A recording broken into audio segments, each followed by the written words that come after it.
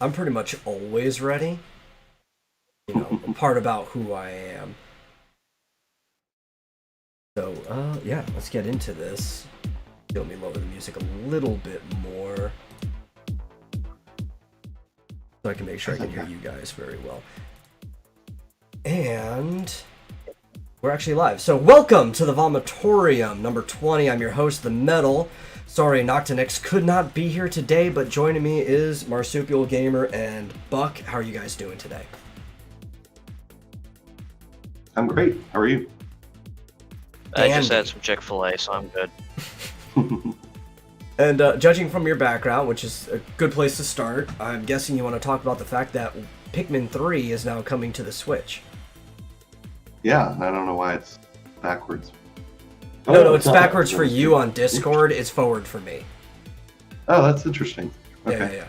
It's so that, like, if you need to fix your hair or something, it acts like a mirror. Oh, yeah. Yeah. That's cool. All right. Well, great. Yeah. So I'm actually backwards on the stream because I'm the one hosting this. So, like, this TV here is actually to my left, not to my right. It looks like it's to your left. Yeah. Wait. Well, to you. I don't know. But on the stream it It's doesn't confusing. because it's capturing my screen. Ah, I see. Yeah. Anyway. Yeah. Pikmin 3. Yeah. It's a fun game. It just announced Pikmin 3 is coming out on the Nintendo Switch, which is awesome. I wish they would announce Pikmin 4, a full, real Pikmin 4, not that Hey Pikmin crap. But, it's a good game, and apparently there's going to be additions to it. It's like the deluxe edition, whatever that means. And I feel like that's a common complaint nowadays. Just every game series, instead of like announcing the next in the series, just having a spin-off followed by a remake of one of the previous games. Yeah. But this isn't even a remake, it's just a re-release. Yeah. I mean, it's not like Link's Awakening was a full remake from the ground up, but this looks like it's just going to be exactly the same. Or how Ocarina of Time was basically a remake of Link to the Past. Shots fired. Wait, you mean Link Between Worlds? No, Link Between Worlds was a straight up remake of A Link to the Past. But when you actually look at the structure of Ocarina of Time, they've kind of been remaking A Link to the Past over and over again as new games. Sort of, yeah. You got your 3 starting dungeons, you get your Master Sword, you go to another world, it's just the future instead of the Dark World, and you have all the dungeons to collect the pieces to go fight Ganondorf. The exact same structure.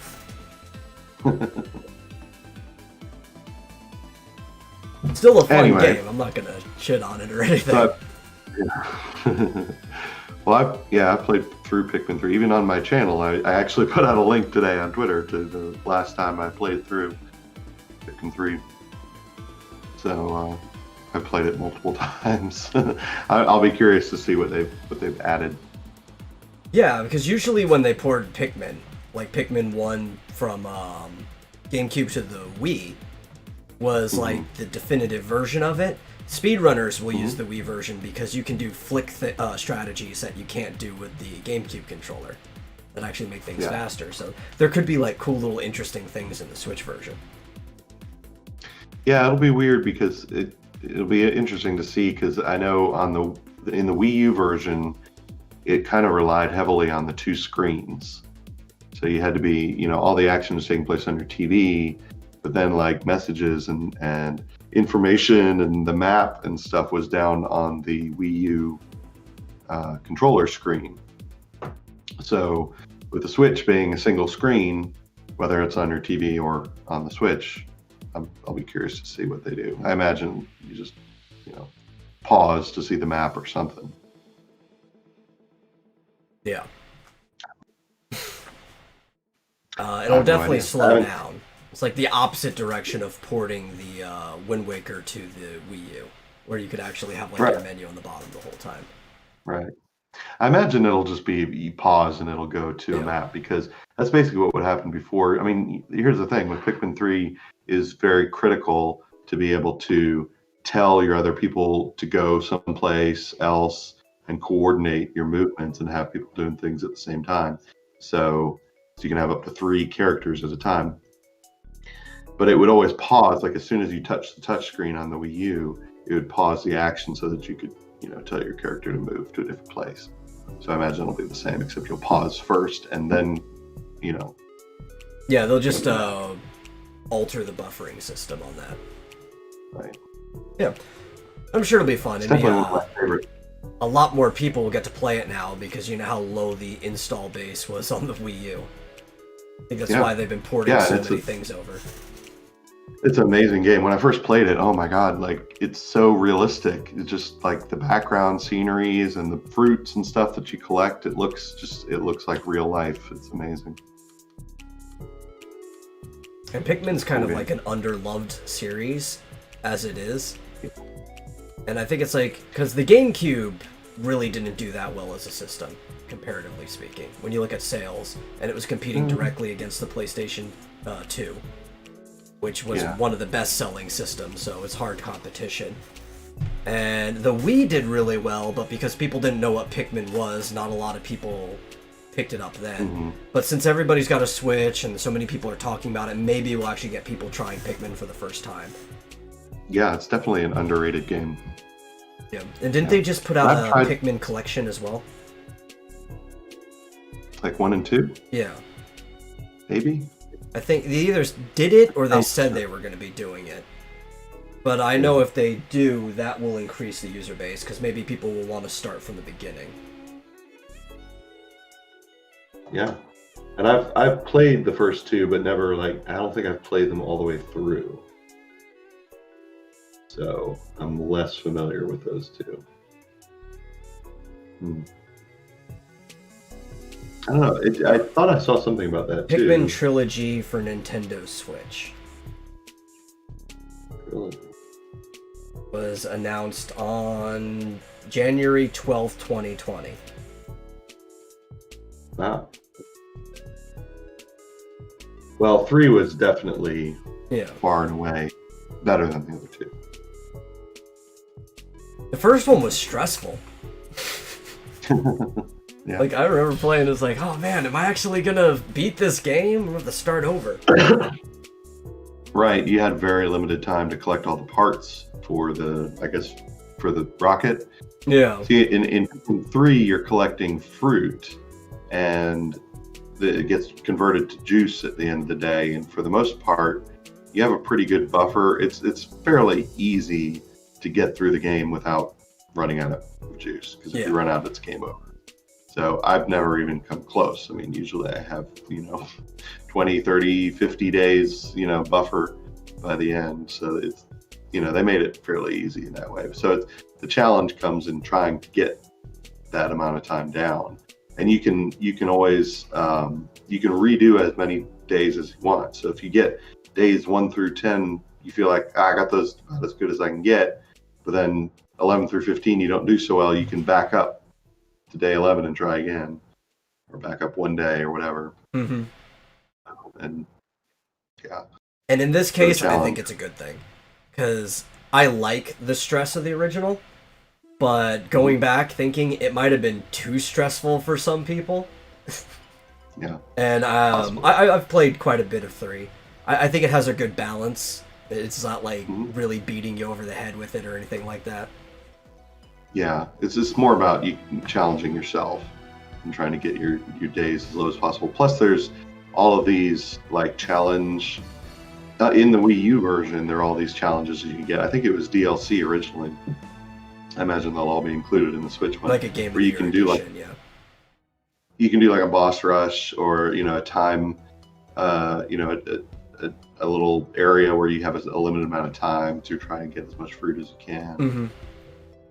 Stuff. So, and that's where they add in, because in the main game you get 4 different types: red, yellow, blue, pink. Is that it? I feel like there was another one.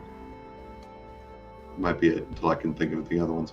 But in the challenge little mini games, you get also the white ones and the purple ones. Oh, they come back? Yeah, yeah. Those were in the Wii U version. I think the white ones have a poisonous or something. Yeah, white ones are poisonous. I remember that from Super Smash Brothers. Oh, okay. Because if Olimar pulls out the white one and throws it at somebody, it'll do tick damage over time. Yeah, there are 4. Fire, electricity, water, and flying.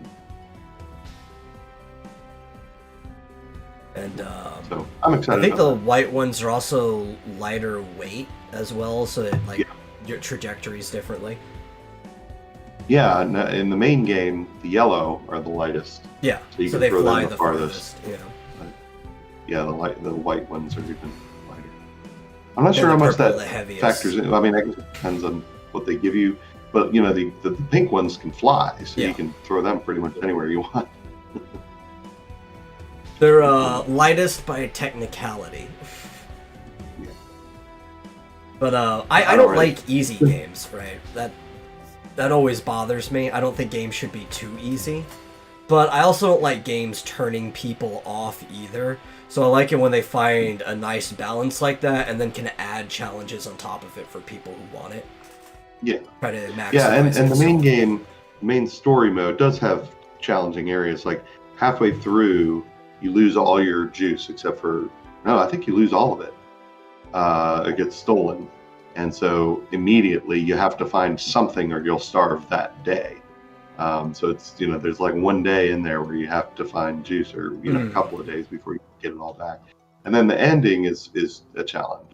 So you fight against, what's it called? Some giant creature that's a challenge. It's definitely a challenge to kill it in one day when you get to the formidable oak at the end.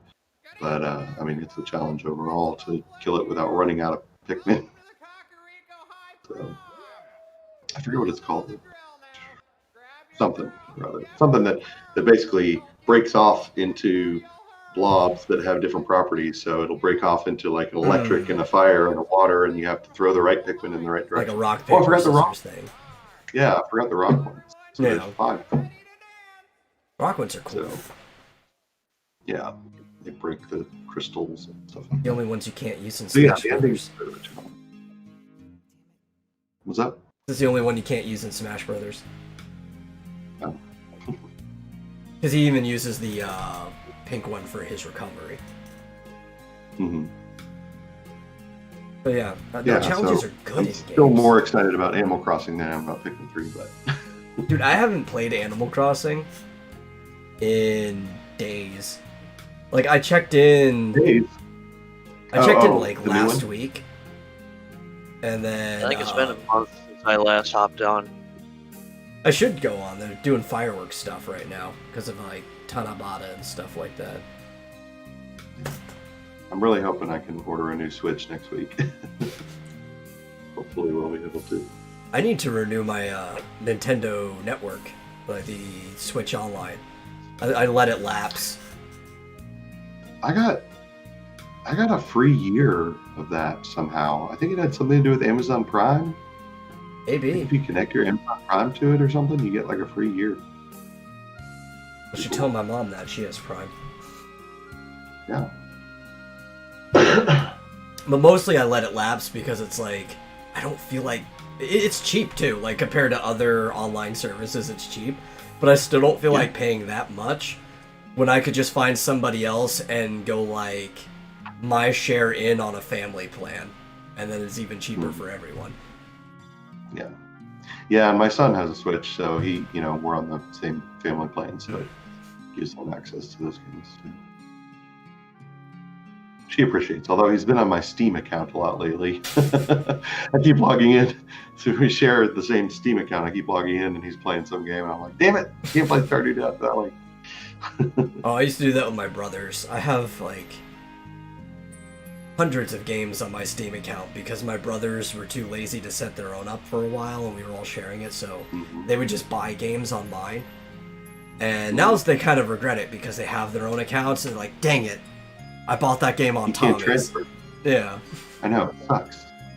They got to come up with some solution, because I even looked up, you can get a family Steam account, but if you share games, you still can't play when somebody else is playing one of your games. Yeah.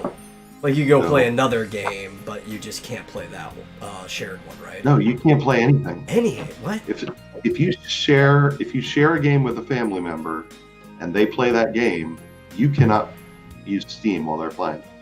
That's pretty dumb. You cannot play a game. It's basically like sharing an account. Yeah, that's This is what pretty I'm doing dumb. right now. It's incredibly dumb.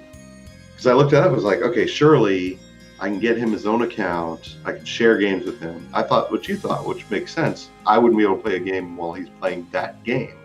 But no, you can't play anything if somebody's playing a shared game with yours, which is incredibly dumb. They got to fix that. They do. It's terrible. I don't think it's gonna get fixed though. I was just talking to Buck earlier, right? And that's what we were talking about before the stream start. And one of the guys who used to come in and fix things because he listened to complaints was Gabe. Like, he would hands off, but then if he heard enough complaints, he'd come in and make sure it gets fixed. And he's pretty much completely hands off now. So I don't know if there's anybody there who actually cares enough to fix stuff. I mean, they've got a money printing machine. They don't have to do anything at this point. Yeah. Ironically enough, Steam just went down. For everyone? Maybe. I closed it out before we started the podcast so that I didn't get like random Yeah, according notifications. to Steam status, it's like you've got less than 1% on most server regions active right now because things are just down. I just downloaded Call of Karen on Steam. You heard of that? Is that a game where you're asking to see everyone's managers? Sort of. It's where a 1950s housewife fights against Cthulhu. Ooh. Oh, I get it, because the Call of Cthulhu and that, yeah. Yeah. But, first you have to, like, clean up the house and make breakfast for your husband and stuff like that. And then you fight Cthulhu. Priorities. You gotta get those done. It's free. It's free on Steam, so check it out. Call of Karen. It's really a game. Sounds fun. You gonna stream it? When you get a chance, obviously. Probably. Yeah. I'm trying to figure out what I'm going to eat because I'm starving. Because you said Right, you're that's what I'm on looking down. better internet at the moment than you have been for like the last week or so. Yeah, it's much better. I wouldn't be on video Yeah. if the internet was as bad as it was last week. It's definitely good. Yeah, that's good. Apparently there's better internet in Mesa than there is in Chandler, which is where it was last week. Yeah. Which is weird because Chandler's kind of the frou-frou. Chandler, Tempe is kind of the higher, income area east of Phoenix, and Mesa is a little bit poorer, but for some reason there's better internet in Mesa. I don't know why. Well, see, I've always found that things are usually horrible in richer areas unless you pay a ton, because they can kind of like afford to extort the rich. Maybe that might be right. Yeah. And the rich people don't know any better because like that's nothing. Here, take it. Yeah, might make sense. Yeah, I'm still at extended stays and basically pay the same whether I'm there or here. But that would make sense if I'm paying the same but getting better quality. Yeah. Could be. Yeah, it's always been my experience. Like, I've had the highest quality of living for like the amount of money spent when I lived in the poorest areas. Oh, that makes sense. Yeah. Absolutely.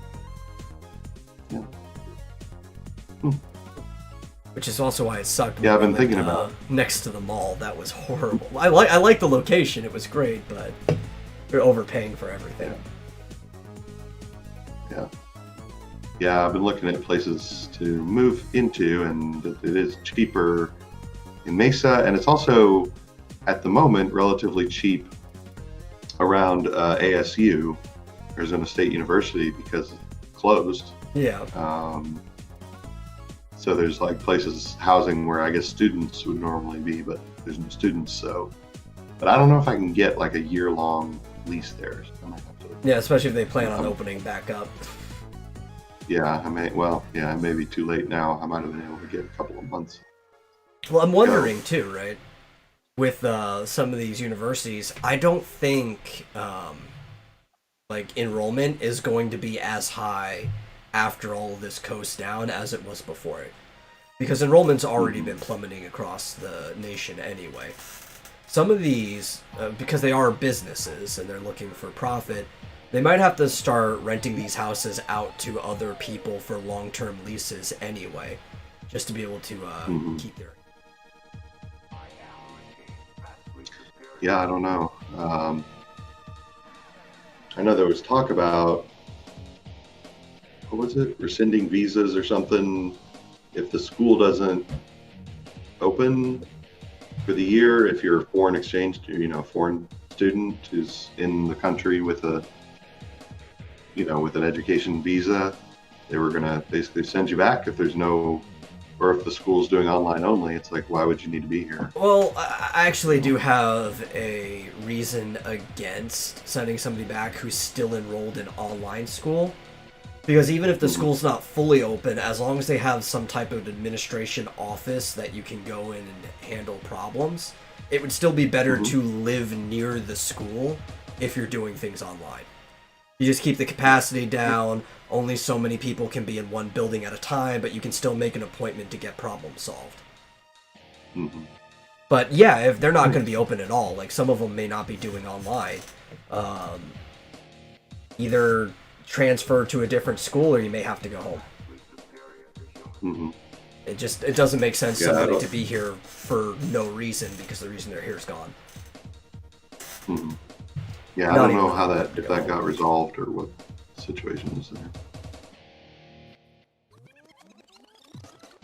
Especially because like a lot of these visas don't have an actual time limit on them.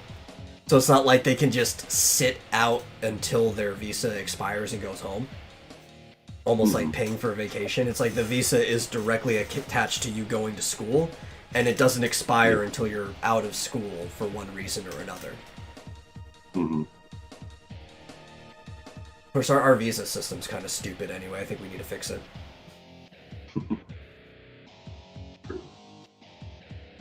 Sorry, I'm ordering dinner, I guess. Oh, what you gonna get? There, I'm done. No, tell me. What are you gonna get? I'm not telling. Why not? You made me curious now. I have to know.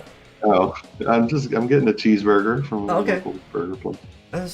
That's great. Cheeseburgers are fine. We live in America. All American food that came from Germany and Russia. That's right. Oh man, I had my legs crossed. Now my legs asleep.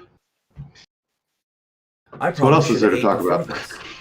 Oh, did you know Comedy Central has been greenlighting revivals of a bunch of old shows because they're trying to push for adult animation.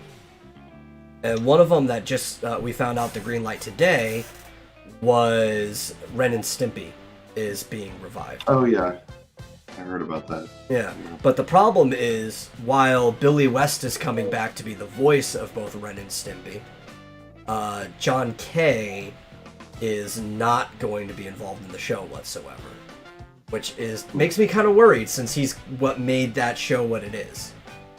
It's his art, his stories. Yeah. He's the creator of Ren and Stimpy, so yeah. The voice actor isn't gonna make or break the show, at least not for the most part. Yeah. I mean, it is important to get the voice back because people are going to identify with the voice, but it's not going to be as important as the writing being the same, having the same type of humor and everything like that. I feel like it's going to be a horribly neutered show. I'm sure. I would not have high hopes for that. Yeah, especially because the reason he's not coming back is due to allegations of sexual misconduct. Lovely. Yeah. This is the era we live in. Unproven allegations, I'm guessing? I haven't seen any proof. I don't know if they're proven or not, but with the way things are going, I'd assume they were unproven. Lovely. Yeah. It's like, they always tease me. They give me a little interesting bite, and then when you go through, it's like, well, this actually looks like shit. Why did you even put this in my face in the first place? I love Ren and It's like Stimpy. the Tom Hardy, that's bait. That's big. Mm-hmm. Trying to find a good image. It was going to be more like the uncut version of Ren and Stimpy that aired on MTV later on. No, it's like you told me yesterday, the Squidward with his chair. Ren and Stimpy revival, getting ready to put the chair down. Original writer has nothing to do with it, and him walking back into the Picks house. the folding chair back up and leaves. Yeah. Yeah. And there was more other ones were on it. They're doing a spin-off to Daria, which Daria really wasn't even good anyway. Like, I don't know Wasn't what people's Daria- obsession with it. Wasn't that a spin-off of Beavis and Butthead? I think so. I don't remember. I forget what Daria originally came from. I just remember that show was boring. And I think the point to Daria was that she was an unlikable person. But a lot of people look up to her. So it's like... Yeah. They'd be like looking up to Beavis and Butthead, which they're getting revived too. But Mike Judge actually is involved in the project, so that might actually be good. Especially since Judge doesn't really play around with a lot of the modern stuff. I look like I have a mohawk, but it's really just the background. So You I'm got an actually looking alfalfa forward to going Beavis on? and Butthead. Yeah, I don't really, but it looks like I do. Oh, there was another Yeah, one. I'm not I can't remember what it was. crazy about it. I never really got into Ren and Stimpy anyway. I mean, I was aware of it, but It's something me and my dad used to watch together. I think that has a lot to do with it for me. It's like that familial bonding thing. mhm. Used to Well, do Rocco's faces. Modern Life, right? Oh, dude, I love Rocco. And that actually wasn't bad. I know a lot of people were criticizing it, but I watch it, it's like, it feels like Rocco. You just have It to, does? it's modern life, so you have to modernize it even more. Yeah, I've not seen the new one, Hmm. but I didn't. I mean, I watched that in college. I didn't really get into it that much either. My roommate loved it. That was like his favorite show. And a lot of Which is probably sex the only jokes reason in I it. watched any of it. Nobody parties but me. Evan Hotep, 2020. Oh, I'm not looking at the chat. Nobody parties but me. No, the good revival, which sadly it's probably going to be the only thing we get from it, was Invader Zim Enter the Florpus on Netflix. Was probably my favorite thing to come out the year that it came out, which I think was last year. Because it felt like Invader There's a Zim big never difference stopped. between nobody partying and you just not getting invited to said parties. Indeed. But yeah, I like it when things come back in a way that it feels like they never left, right? Like it just starts up right where it left. Same feeling, same people involved. And the thing about Zim is time doesn't move forward in their world. Hmm. So they acknowledge that 10 years have passed, even though they're still like in 4th grade. And he's like wondering what happened to him over the last 10 years, and he's just been sitting in a toilet planning his revenge.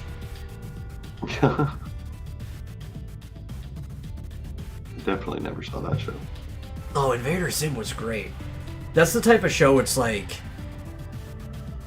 It got canceled because it was too good. And it was too good because it didn't play by the rules.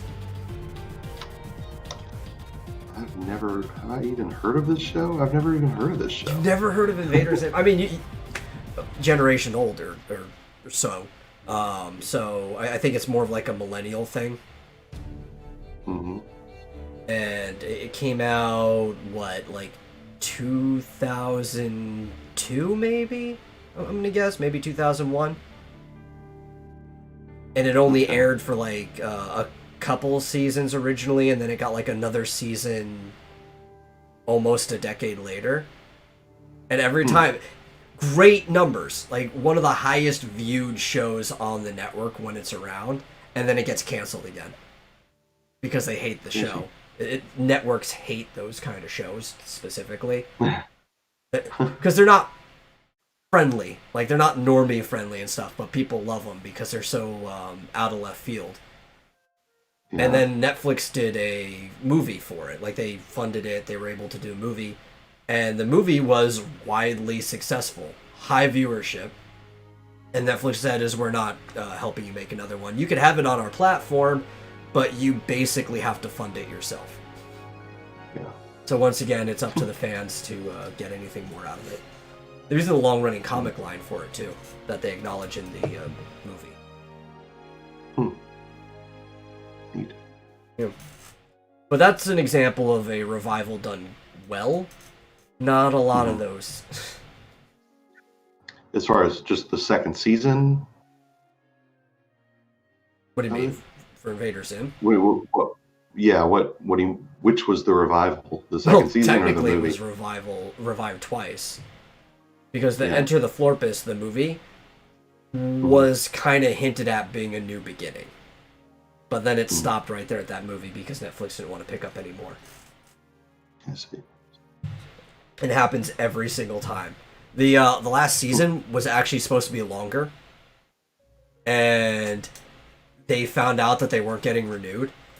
So they basically had to take things from like the next season and cram it in just to get in bits that they wanted. And they even cut out like 3 planned episodes just to fit the holiday specials in. So there's like a character named Minnie Moose that shows up one episode, and nobody has no idea where he came from because the episode in which he was created was cut out. Okay. Yeah. Interesting. And it's like, it's such a beloved show by the audience, and it gets treated like shit. As most good things do.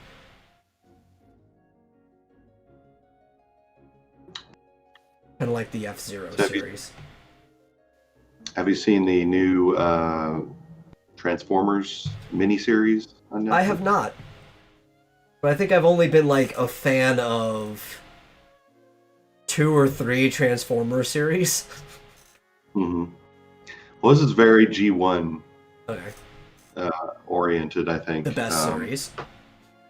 It was good. It's 6 episodes. They're going to have 2 more series. It's going to be, I guess, another 6 and another 6.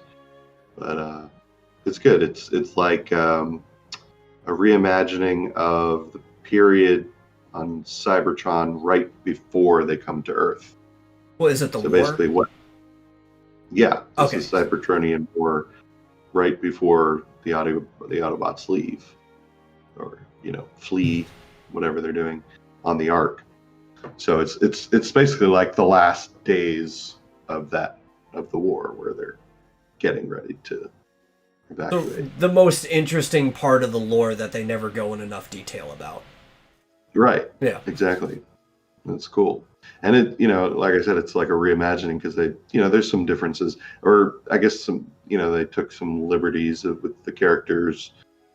I don't think it's ruining it because you find out at the very beginning, like Bumblebee is not an Autobot to start with. And, Wheeljack, is he the one? No. Which one's sort of the doctor? Wheeljack? Or Travis would know this. Buck. Who's the doctor? The ambulance. Most recently, they tend to use Ratchet for that role. Ratchet, that's right. So Ratchet is really not, starts out really not an Autobot. Buck is who I go to when I need to find information on Transformers. Yeah, there you go. That's who it was. Yeah, so Ratchet's like, neutral, I'll help anyone, I don't want to take sides, all that kind of stuff. So there's some interesting little backstory and stuff that, never got filled out. I mean, not that it's 100% canon or whatever, but it's a cool story. So, yeah, I mean, I like things that play loose with canon when it's a standalone series. It's just when people try to this is the thing now and they're rewriting history. That's the only time I have a problem with it. And as long as it matches the characters, Mm-hmm. you know, it's like, okay, well, it makes sense if Ratchet's going to be like the Doctor. Okay, well, let's say, because he has like this clinic, and let's say a Decepticon who's, you know, barely alive comes across. And he's got like a Doctor, not Hippocratic Oath type personality. Right. Yeah. Right. Makes sense. I don't want anybody to die. I'm the Doctor. Yeah. And, you know, for anyone that knows, it gets into the bit about Jetfire, and I don't want to ruin, but if you already know what happens with Jetfire, that was explored a bit. And yeah, it was pretty cool. They did change a little bit with the Decepticons, made them a little less evil, I think. But, you know, I guess more nuanced, which was good. I mean, you know, again, I don't know if it matters if it's like, is this canon or not, but it's a good story, a good way to reimagine it. Yeah. Well, and ultimately what matters is as long as things stay canon to the series you're watching. Because it would suck to end up in the second part and they start rewriting things from the first part, unless they hinted at early on that whoever's telling you the story is an unreliable narrator. Yeah, and to be fair, the way Transformers have been for years, it often doesn't make that much sense when one switch sides, because there's so many times where the Decepticons are just cartoonishly evil villains who are evil for the sake of being evil, but then all of a sudden one of them suddenly starts acting like a good guy, and it's like, I'm gonna be with you guys from now on. Yeah. If it's more nuanced to where, like, yeah, there are some goals that you can believe in, it's just these are obviously the bad guys, it makes more sense when they pull stories like that. Yeah. Yeah, and it did, I guess that really did make sense because, like I said, they start out with the Decepticons not necessarily being evil, but like basically Megatron just kind of takes stuff a little bit too far. Yeah. And then that gives the motivation for some of the characters to be like, whoa, wait a second, and you know, just changing sides. Yeah, unlike the original version where he was the only one with weapons and basically made the Third Reich. Right. So they make him a bit more like Magneto now. Yeah, a bit. Yeah, actually, where he's kind of wanting to unify, you know, all of the Transformers. He's just not doing it in necessarily the best way. Right. Yeah, I mean, I still remember Transformers Prime when it was out. He was basically just the guy who figured the Primes failed. He needed to be in charge because he wanted to make Cybertron back to its glory days. And then he just, like, was so fed up with them just going about the same thing over and over again that he just decided to try and take over by force.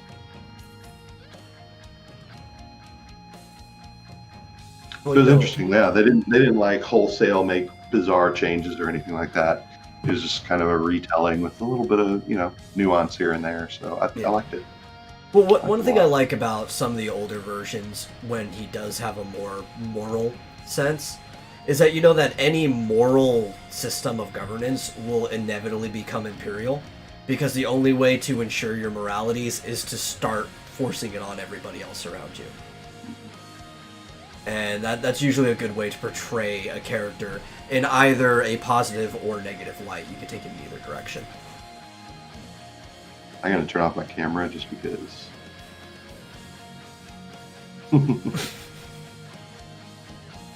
But anyway. Yeah. Just wanted to let you know that everything's still working. I did that on purpose.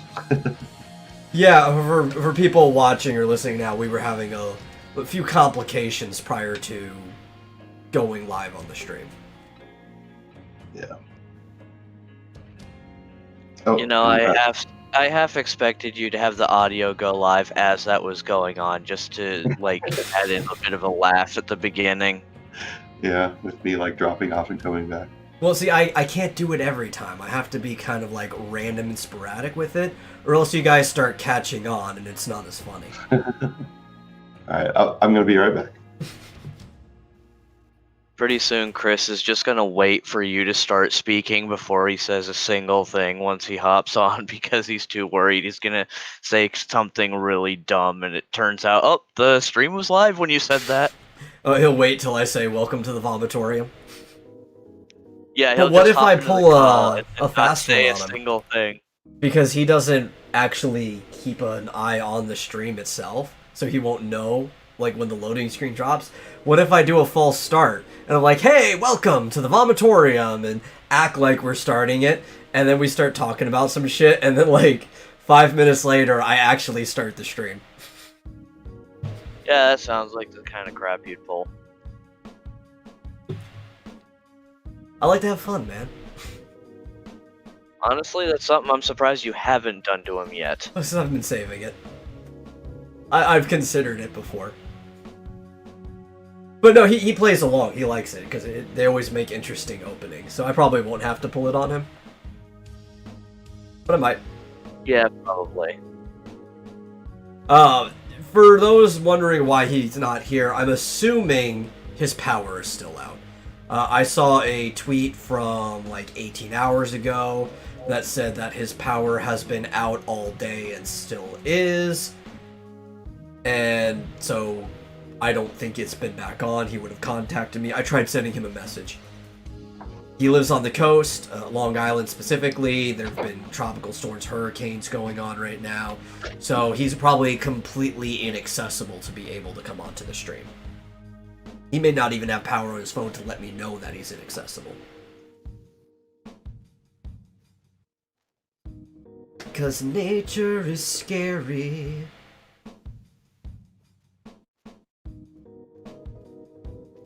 Damn, Steam's been down for pretty much the entirety of the time we've been streaming. Oh, Steam.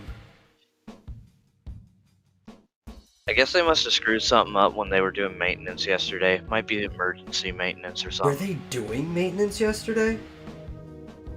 Yeah, it was down for a while because of maintenance. I never have It Steam goes down running. every. Yeah, it goes down every Tuesday. It's just most of the time it doesn't take very long. It took a little bit longer than usual yesterday, and judging by how it just went down and is still down, I'm guessing something went wrong.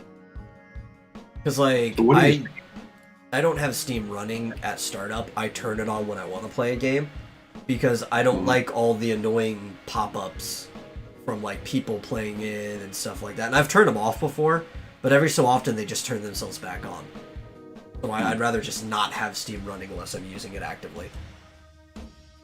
Because I've got it on and I'm not getting like a no connection message or anything like that. Oh, God. Marsupial's in the Wow. 1%. We have to revolt against him. I'm the 1% who has Steam. Yeah, the Yeah. 1% of the connection status. We have to occupy your Steam connection. Well, it depends. According to this, Los Angeles has 5.6% of its people on community. What about Phoenix? Bourgeois LA elites. I have no idea which server that would fall under. I think there's only 3 US servers, right? There's a East Coast, West Coast, and Central, which I think is actually just Dallas. Well, on this, it's doing it by region, and there's 1, 2, 3, 4, 5, 6, 7 regions for US. Los Angeles has 5.6. Sterling has 1.1. Chicago has 1.4, and everybody else is at 0%. Yeah, I'm probably on the LA one. Yeah, you're pretty close to that. Yeah. Very close. No, I probably wouldn't even need a connection, because the only thing I'd be playing on Steam is any of the Final Fantasy games that I already have downloaded locally, so I could just start it up in offline mode. Yeah. I might start streaming those as soon as I'm done with this manga that's taking me forever. I hope I finish on time. but I've been wanting to do a lot of other things than just working on art for the exact same thing nonstop. And I'm thinking of streaming some Final Fantasy games, because I'm very familiar with them and I always have fun playing them. Which one?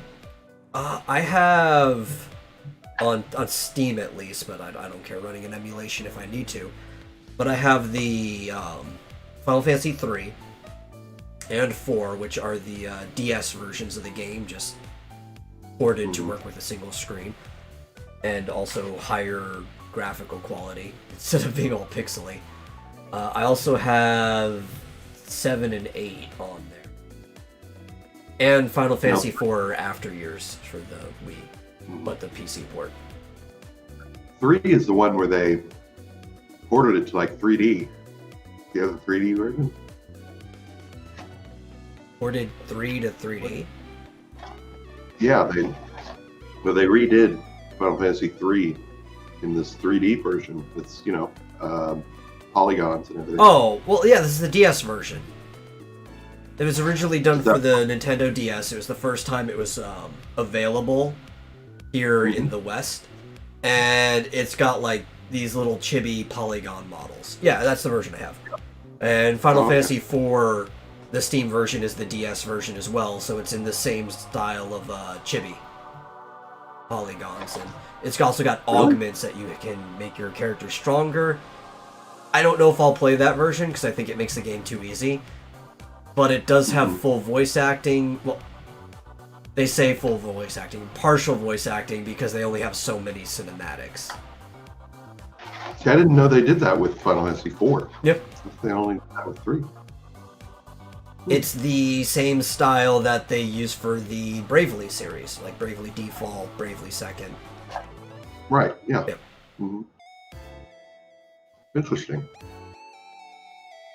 But if I played 4, I'd probably play the advanced version. I think that's my favorite version of the game. Cool. Yeah, I gotta get back to Dragon Quest 11. I was kind of right at the beginning of that when I stopped streaming for a while. Yeah, it was not liking you streaming that. Yeah, exactly. I was having major problems. But for some reason, Exactly. though, like, because I wouldn't hop back in immediately because I was on YouTube, I'd have to find the new stream. Mm-hmm. You would run fine until like half a minute after I hopped in. Yeah, I think it was just random. No, that was me. I was jinxing you. Yeah, I looked back at my channel earlier today, actually, and noticed there were like 5 or 6 like 1 minute streams from that. I was like, crap, I gotta clean all that up. But yeah, I shouldn't have any trouble with it now, I don't think. Yeah, For some reason, my connection was just dying, like 100. Request. It would be working, and then just 0. So I have not noticed that since recently. Well, hey, on the plus side, if it does that again and each one is like 10 minutes or more, you could just upload each part as a YouTube video. Yeah, exactly. Yeah, but it's still a pain in the butt. Yeah. Add an intro and an outro to each one. I played up to 7. And I did not care for 5, 6, and 7. Even though the games still roughly play the same, I just didn't care for those games. They didn't keep my interest. That being said, though, a lot of people really like 8. And 9 seems to be popular. So I think I'll give them a chance again. I'll try the ones after 7. Of which series? Dragon Quest. Oh, okay. I did not like 5, 6, and 7. Hmm.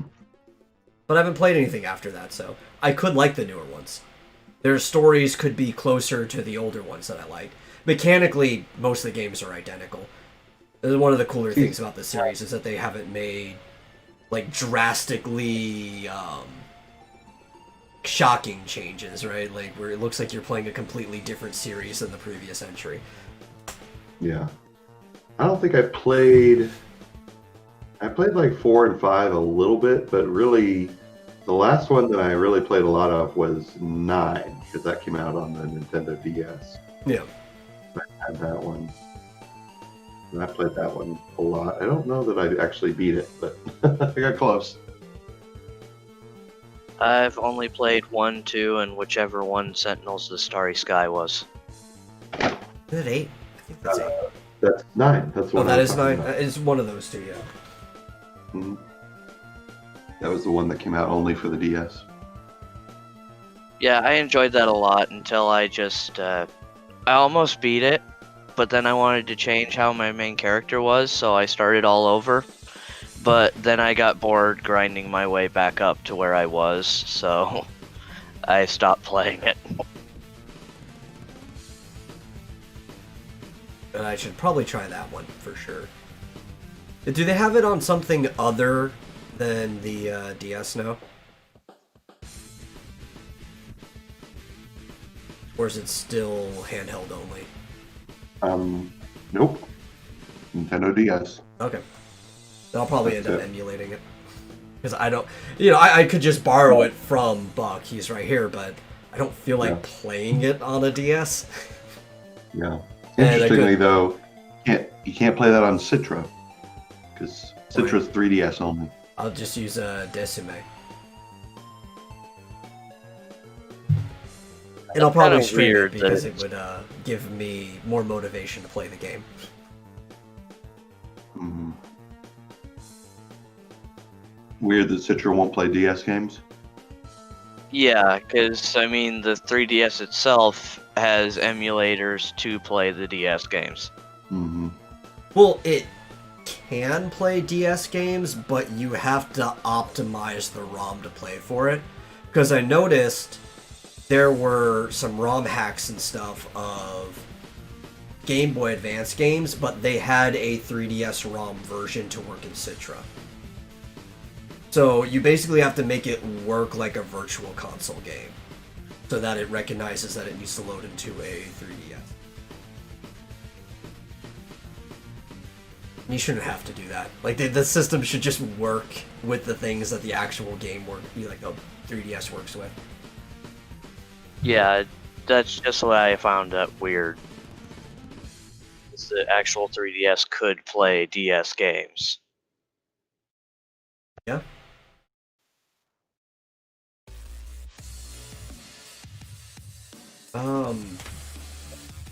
I heard them they were gonna port it. Maybe it just hasn't happened yet.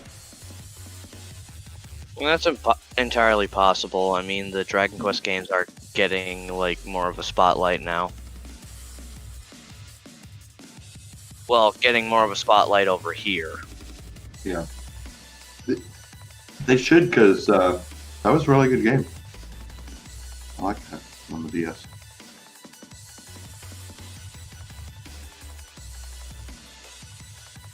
Okay, it was it was- teased on the 10th anniversary last year. But they're possibly going to remake it. But that one would probably actually need something that you would qualify as a remake. It needs an upscaling. You can't just port it straight over, kind of like with Final Fantasy 3 and 4. They actually had to take it and upscale it so it didn't look all chunky. Fair enough. And I don't remember what aspects of it, if it required the touchscreen or not, but we'll have to figure that I out. remember you could use the touchscreen, but the directional buttons still work because the touchscreen was Yeah. mostly used for like selecting your moves during fights. Mm-hmm.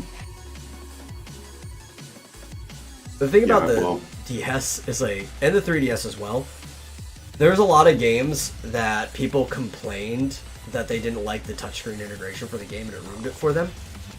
But then it turned out that it's because they didn't go through the menus and find out that most of those games had button-only control setups. Mm-hmm. Like, I didn't one of really- my- What were you saying?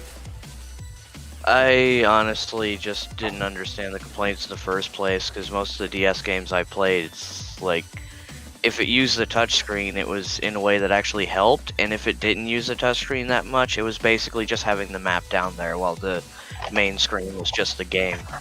Well, there's some games where the controls kind of sucked with the touchscreen. Like the one I was about to bring up, my favorite, one of my favorite DS games, Metroid Prime Hunters. A lot of the highly competitive people played with touchscreen control for the camera, but I hated that, and I kicked a lot of their butts too. I played button only, where I was using the ABXY as the camera axis. And the only thing I really used the touchscreen for was switching my weapons. And you could play through the whole game like that. Same with Kid Icarus. A lot of people complain about the touchscreen controls on that. Uprising for 3DS. But there's a button-only control system. Oh, really? Yeah. I don't know if I ever knew that. I think I've actually probably told it to you before, too. And you did it before that. Yeah, that's how I played it. I played the whole game with the button priority. There's 4 control systems. There's with touchscreen left, without touchscreen left, with touchscreen right, and without touchscreen right for if you're like left or right-handed. Oh yeah, I remember you telling me that now. Which I don't know what without touchscreen right does, since there's a circle pad. I'm guessing, if I recall, there were still some options on the touchscreen, so all it did was flip which side those options sat on. You hit it with your thumb real quick.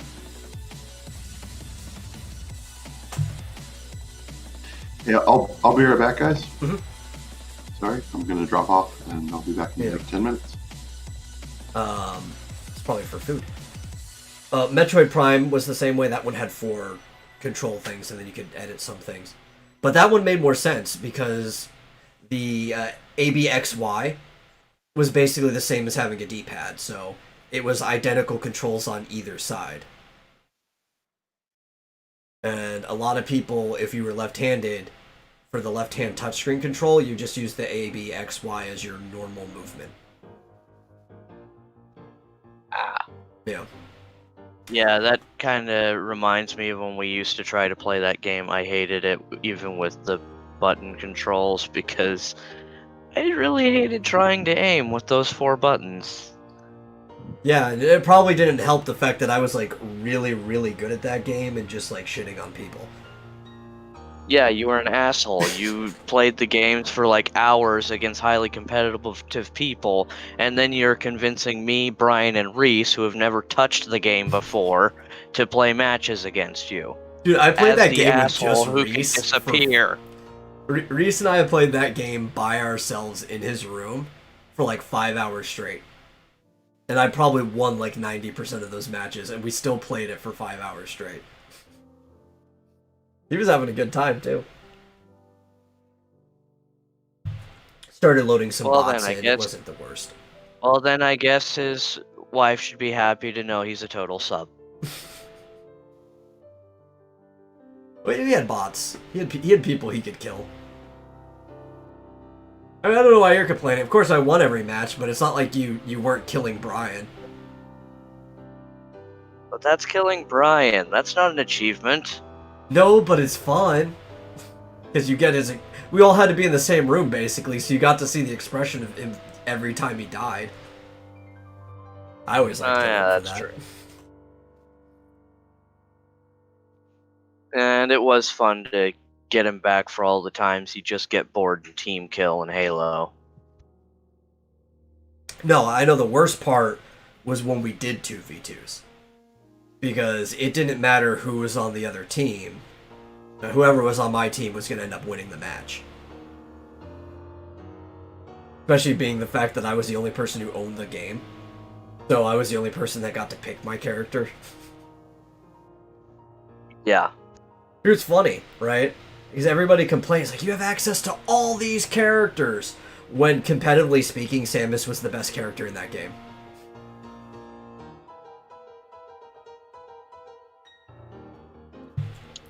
It's because she had homing missiles. But I don't think you guys ever figured out how the homing missiles worked anyway. No, because I flat out tried asking you. It's like, oh, well, I guess you'll have to figure it out. And then by the time Reese figured it out, he was an asshole and did the same shit. Yeah, that's how it goes.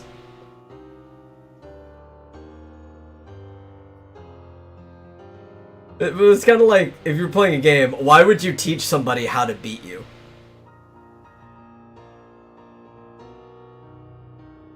Though I've actually changed a lot on that, though. In general, like Smash Brothers, I'll teach people techniques they don't know. Things that, like, actually make a difference as to whether they'll, like, be able to last longer or not. But it, like, strategically, it doesn't make sense to teach somebody how to beat you. That just seems like a really dumb thing to do.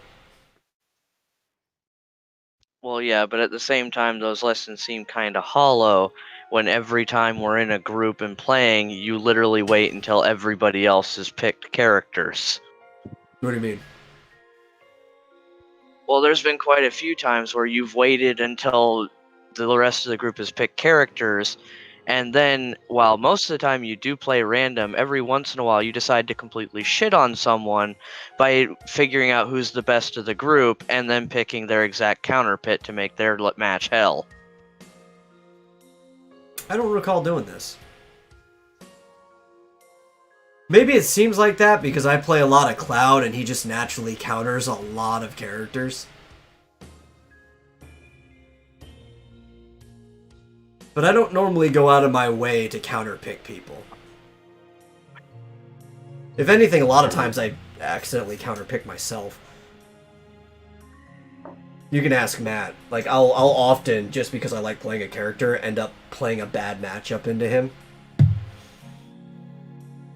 And I shouldn't, but I do. Like, for example, playing Kirby, who's like one of the worst characters in the game, but I really like playing Kirby. And I often get myself in trouble just because I want to play Kirby. Are we talking Smash Brothers now? At the moment, yeah.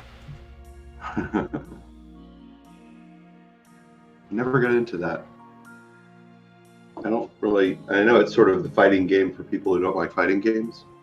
But I don't like fighting games. Well, the problem Never is, I wouldn't even say it's the fighting game for people who don't like fighting games, right? Because if you treat it like a fighting game, you're gonna have to like fighting games to play it, right? If you treat it like a party game, then you don't call it the fighting game for people who don't like fighting games. Then it's just a party game. Yeah. But that's how I like to play, is, run in, no items, 1v1, get my ass handed to me.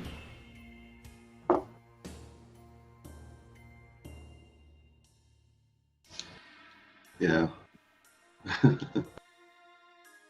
don't know. I think I get too stressed out with fighting games. Oh, I love fighting games. I don't play them enough, though. Yeah, I mean, I like Smash Brothers, but when we're playing in a group as a party game, because I mostly know tryhards at fighting games, so we would literally have parties where we play fighting games, and there's two guys who would literally like tag team to get everyone else off the stage as fast as possible, just so they could 1v1 at the end. Yeah. Missing the point. And, they're most of the time they're so much better that they can afford to do that, too. Actually, usually I was better than the other guy who did it, but I wasn't trying to force people off. I would just go after our friend Pataya right away. So, more often than not, because he's a little bit better than me, I would be out before those two got their 1v1 because I was just trying to get Pataya the whole time.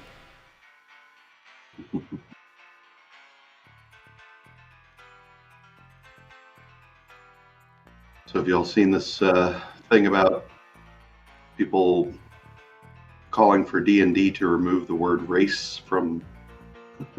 I have not seen it. but I kind of predicted that was going to happen. Yeah. Yeah, I mean, they've been doing stuff like that for a while. I mean, they've even tried claiming that the half-orc race and the orc race are racist, so... Technically, all the races are racist, because you're forced to pick a race. Mhm. It's just not necessarily racist in a bad way. Well, somebody suggested maybe are they, should we call them different species? But I pointed out, well, you can interbreed, Yeah, so technically they they might have to be be all the same species. species. And at this Are point, orcs do you and want to say humans the same breeds? species? Hmm? And at that point, do you want to call them breeds? Because then it kind of seems like you're dehumanizing them. I don't know. I don't see the point. I mean, at that point, the only things you can consider other races are like the animal ones. You say that, Like but dragon, the Dragonborn are a thing. the Dragonborn. So who's to say after so many attempts, a lizard man couldn't breed with an elf? Was Dragonborn half dragon and half human? Or half other Uh, thing? according to the more recent things, they're basically humanoid draconids who nobody can explain how they came to be because they were claimed to have been born from dragon eggs, and nobody will explain how that happened. Yeah, because they were trying to change like- it. But basically, they like the idea of draconians from Kryn, or the Dragonlance series, Yeah. and they're like, let's just make this happen in Forgotten Realms. Well, I think they changed that because half dragons are a thing that are separate from Dragonborn. But draconians are basically the Dragonlance version of Dragonborn. Yeah. Because they had some dragon. But it's well explained in Dragonlance. It's due to dark magic corrupting good dragon eggs into evil draconians. Well, if you're Yeah. wanting something Meanwhile, to in be D&D, well it's just explained. they don't explain shit. Yeah, if you want Yeah. something to be well explained in modern D&D, don't... You're gonna have your expectations ruined. Yeah. They just God, got transported from I hate Kryn modern to Forgotten D&D. Realms. I mean, to be fair, according to that reply, then it's like Dragonborn are a different species or a different race, but dragons aren't because dragons can apparently mate with anything. Yeah, it's true. But can they have children? I mean, dragons can assume the shape of a humanoid. Yeah. But I don't know that they can have children with humans. They can. That's what the half dragon thing was, separate from Oh. Dragonborn. It's basically a member of any race, but they have draconic abilities. So, like, they might be able to have a natural ability to shapeshift into a dragon, or they may have claws, or scales, or wings, or some kind of crap like that. It was a 3rd edition thing, and I don't think it ever got re-added into 5th edition yet, officially anyway. But from what I heard, it's like one of the things that was really broken towards the end of 3.5e and throughout 4e. Well, because technically it was never actually official in 3.5. It was kind of like supplementary stuff. Of course, most of the stuff near the end wasn't actually official. Mhm. Yeah, I just know that of the few circles I've found for D&D, half dragons are considered the bane of everyone's existence because it basically is an excuse to make like a mage who has greater like physical characteristics than a warrior class. Tank mage. Yeah. Oh, Battle worse than tank mage. They would like have the best of everything. DPS. Like, oh, you're out of spell slots, you can out DPS everybody else too. At that point, you might as well just be playing a dragon. Like, just a full-blown taking up 4 spaces or more dragon. Yeah. That's my problem with all these monster classes too. 'Cause I've noticed a lot of monster classes have been brought into the game, like or monster races. Like you play as Lizard Man and Kobolds and stuff like that. And these are things that I'm used to killing. I don't like them being on my party because it's like I'm thinking this is something I kill. This is these things are basically feral, despite having the intelligence of a humanoid. And they've slowly just been bringing them into society. Yeah. I don't think they've done that in 5th edition. I haven't seen like monster player classes. Buck here played as a lizard man. In 5th edition? Yeah. Where'd you get the... Yeah, there's a. It's in Unearthed Arcana. So it's, a lot of the test field stuff. A lot of the Unearthed Arcana stuff is the monster races. Oh. So it's non-official, but it's like playtest stuff. They put it out there themselves. It comes from the developers and everything like that. Okay. Yeah, so it's basically like it's not in the books, but technically, if you go to the right places, they will allow it in like a player league because it's still considered legal. Interesting. A lot of the Unearthed Arcana stuff is just broken. It's not fun. I haven't really kept up with 5th edition past just standard player's guide. I looked it up big time because Metal's younger brother convinced us to do his campaign, and I looked into it to try and figure out what I wanted to do, and I kind of got into it and looked for a lot of stuff. Mm-hmm. And then it's like I wasn't having fun with my first character, so I said screw it and just made a big burly warrior that was too stupid to do anything, and I made him a lizard man because I figured that fit. Which pissed off like most of the people we were playing with. Because they liked his first character. He was probably like everybody's favorite character in the game. And then when he came back as the big burly brute that was too stupid to do anything, he basically took the identity of one of our other players who's been in the campaign as long as I was, who was also a big burly brute who was too stupid to do anything. It was kind of funny though. I mean, could he make decisions, but just not like cast spells or something? Well, it was more that he was so stupid that his only thoughts were he wants to eat something. I don't know. I didn't have a lot of fun overall playing that. I'm not a fan of 5th edition. I didn't like 4th edition. Well, it's like I had plans for my original character, but things didn't go so well. Like, I just felt like I wasn't able to do anything fun with him.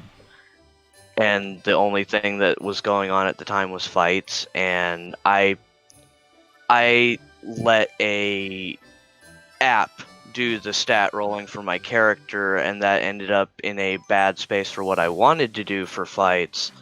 So I ended up being pretty much useless in them. And at that point, it's just like, you know what, screw it. I'm just going to do a different character. But then by then, I was so pissed off by what was going on that I just did not put any effort at all into this character. Yeah, like, I was playing originally a going bard. to make... Yeah. I was playing a bard at first, so it's like my big thing was like I was trying to make him an interesting personality. He'd be the guy who could do extra stuff in town, a little bit of side healing and offensive spells because the rest of the team was basically just fighters. All of them were fighters, basically. We had a barbarian, Yeah. a monk who wasn't even specializing in dexterity. He was like a brute monk, which was kind of pointless when we had a barbarian. And we had a paladin who didn't specialize in wisdom, healing, or buffing, or even charisma. So you could have like the aura bonus. He just kind of went into attack and defense. So we had 3 brutes, 3 different classes that were basically all specialized to do the same thing. because we were playing with morons.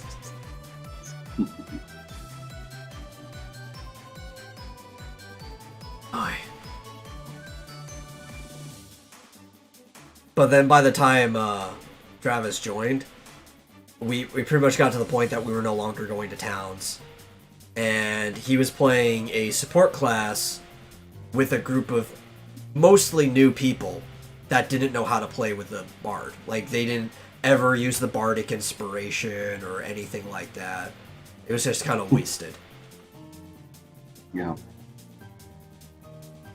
Yeah, I mean, we even had a spot to split the party, which would have definitely been a good thing to do because we were kind of steamrolling the campaign. But everybody was too freaked out to get away from the healer, and no matter how many times I brought up, hey, I can heal too, and nobody would listen to me. So we just ended up all staying together, and there was a lot of stupid stuff that happened that was just making it not really fun to do. Like, when I first got fed up and was gonna do the big dumb character, I had ways that I thought of to make him different and more interesting and make it more of a silly personality for in between the fights. But I got so fed up with it that I just didn't bother to do that.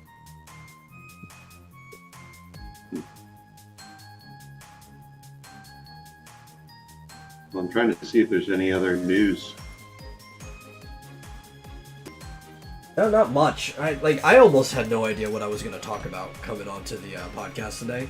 I was looking up news before hopping on. There really haven't been a lot happening outside of, unless you want to talk about, that explosion in Beirut and stuff. It's all things that I really just don't care about talking about. Yeah. Yeah, that was a little bit of D&D stuff. Obviously, a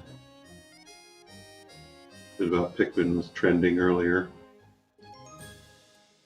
Why is Five Guys trending? Because it's not called Five Gals. That's gonna be my guess. Yeah, that sounds about right for Twitter. No, I don't know.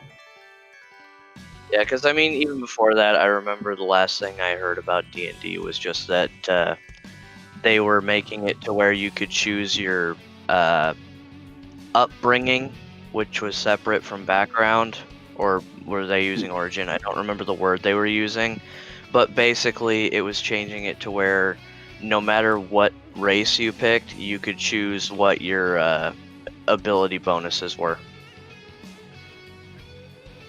Oh, it seems like they're dissolving anything that makes D&D D&D. Like they're trying to morph it into a completely different game. And it kind of, part of it's starting with a lot of this really woke interference and stuff, like with the whole orc race thing, right? People are trying to say that orcs are racist. Mm-hmm. And probably coming to the same thing about trying to get rid of race from the game. They wanted to make it to where picking a race really doesn't matter anymore. It's just simply aesthetics or character background. But even for character background, it doesn't really matter. Because you get to pick your origin now. In the stat way, of more of I guess a blank slate. They're turning D&D into a blank slate. Mentality. Blank slaters. Ruining everything. Yeah, because I mean, from what I could tell, the racial abilities were still untouched and the same, but you could start as a half orc, but your bonuses could be in charisma and intelligence instead of strength and endurance and stuff like that. Yeah. I don't like that. The whole point to picking a race in the first place is so that it affects your starting stats. Positive, negatives, and stuff like that. And also so it affects how the world sees you. Like, Mhm. people used to complain that the half-elf was kind of like busted when it first came out because it only gives you positives. But the half-elf had in-story negatives because both humans and elves, for the most part, would kind of see you as a social pariah, and you had to like deal with that because you're neither human nor elf. But you kind of have like the dashing traits of both, so it ups your charisma, and you have to like learn to play with that. You have to like win people over when you go to towns and stuff like that. There were things that were part of the core part of the game that mitigated that. But now every time they add everything into the game, it's like no negatives. But yeah, it's like, but at the same time, even now, those negatives don't really mean anything because half the time you have DMs that don't include that stuff in their lore. Well, it doesn't really matter so much what people do homebrew, right? Because that's always going to be whether you have a good or bad DM. What really matters, and you still want a good one for this, is the actual campaign stuff that they put out themselves. Because if you want to know the lore of the series, and also if you want to learn how to play, the best way to do it is through a built campaign, like a module or something like that. And the modern modules don't even punish like half races and stuff like they used to. Mm-hmm. Yeah, well, they want people to be able to choose like a race or some sort of thing that like matches them, but without any downside. Yeah.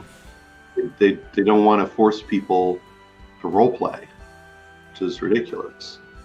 I mean, they're kind of bringing this whole representation thing in and saying, yeah, you can play yourself and you get there's no downside. It's like, how about just, imagining yourself as something completely different and role play it correctly and get the bonuses and get the, get the detriments that you're supposed to get for that type of race or walk a mile in somebody else's shoes for a little bit. Yeah.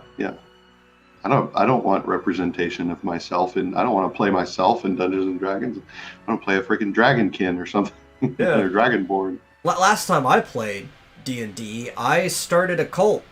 I was playing a cleric, and I was putting myself off as the Messiah. We were having a good time for the most part, I guess. Sounds like yourself. Named his character Arrow Smith. Well, he had a longer name. He was a half-elf, and it was Arrow Llewyn Smith. But if you took out the Llewyn, it was Arrow Smith. Mm-hmm. So I wanted to give him like a really elvish-sounding name, but also because his father is a human, he was Smith.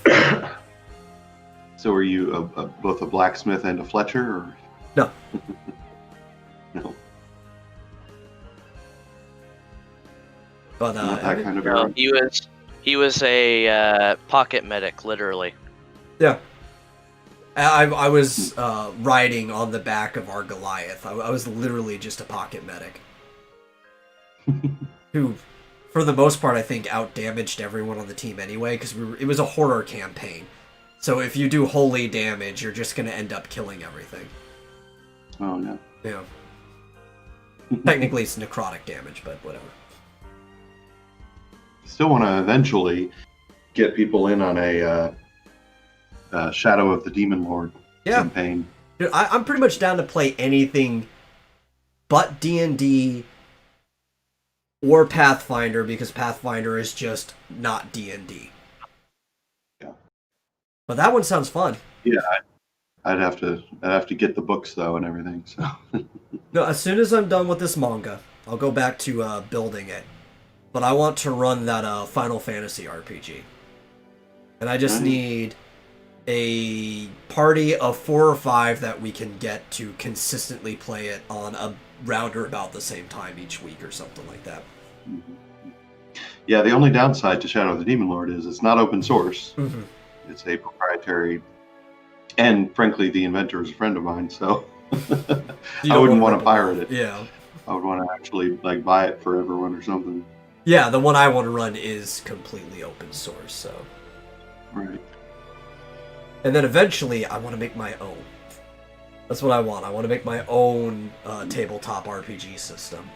That's fairly flexible. So people actually can do what they want with it. But I want to fix most of the problems that I have with the vast majority of tabletop systems I've played.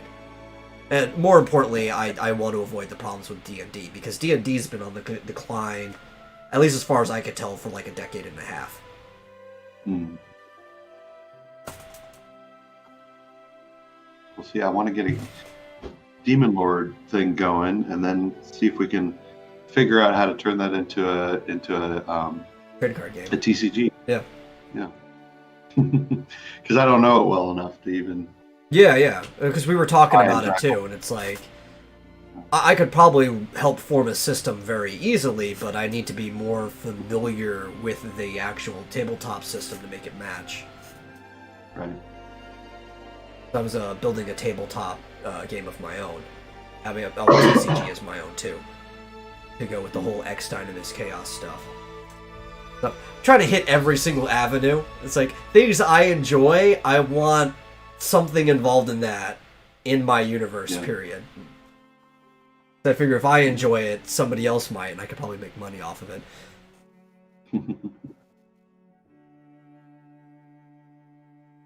Which is why eventually, I was actually talking to my brother about this too before we had our conversation we had last night. But I eventually want to make an X Dynamis Chaos dating game. Just because, why not? I want to make a fighting game eventually. Maybe even like a beat 'em up. Beat 'em ups are fun. I could probably make sprite sheets for a beat 'em up when I have time. But like, I want games, video, card, tabletop. I want eventually hidden animations, even if they're just like short flash stuff. If there's an avenue for it, if it's something I've enjoyed previously in my life, I want to get there. I want to hit it. Very ambitious guy. I don't know if we're allowed to talk about the the game we were talking about last night. Yeah, well, I don't even know if that's a thing yet. Me and Dillard were talking about it longer afterwards. He started doing some mock-up stuff. Okay. See, I thought, I wonder if we should make Pope Fire like a secret unlockable person that you can meet. I feel like we would need to get her permission for that. And I also feel like if we did that, you'd probably lose Dillard from the project.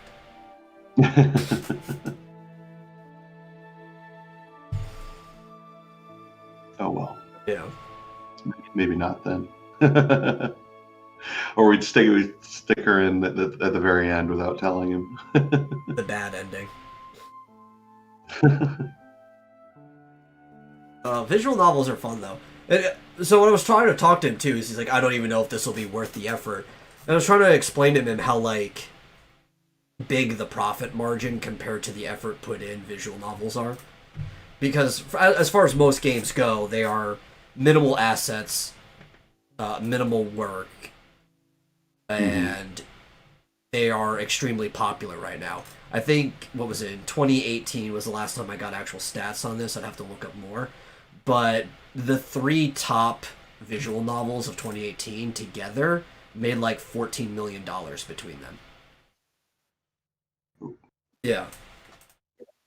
Did that include Doki Doki Literature Club? Maybe.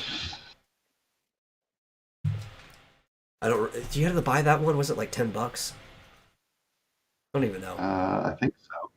Yeah. But yeah, it's a huge profit margin because people really like the games. If you have an interesting concept, they'll be willing to throw a short amount of money at it, like a small amount. But you don't have to charge a lot for them either. You could charge like $10 and make a huge profit off of it.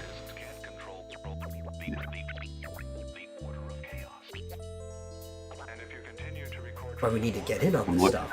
We find like the easiest games to make and just start making them. Make them unique and make them fun. Yeah. I didn't even know there was like a graphic novel creator. It's on my Steam wishlist. It's expensive though. Yeah. Like $60. Yeah. Visual novel maker, $60. They But it probably does. can afford to do that because it's super popular. Yeah. It's good though that it outputs to multiple platforms. You know, because you can put it up on Steam and you can put it up on the iOS. Rick's in the chat. He says, "I want to cross comics fighting games too." I actually would play a cross comics fighting game. It would probably be cheesy, but it would be great. How about a cross comics dating sim where you just have to get Rick to date you? Oh, just Rick? I thought you were gonna try to woo over the Canadian Shield or something. No, saying just Rick. Just Rick. He's the only one. Mm-hmm. So, what would the cross comics fighting game be? Just a bunch of characters who is like a Shield version of every nationality? I guess. Well, no, because he's got a ton of characters. If you go to crosscomics.ca, which anybody who is interested in independent comics, especially those of a self-proclaimed Christian company, because I know there's not a lot of those out there in that medium, should go to crosscomics.ca and check it out. He actually has a bunch of characters. He's trying to build up on it. And he would actually have a lot to pick from. Because he's got, Insecto, he's got Canadian Shield, he's got the one he was drawing last night, Squeaker, which is a size-changing character. He's got a lot of stuff, Huge list. He's got a lot of villains. You don't just have the hero. He's got, people based off the Zodiac and stuff. I've been through the characters before.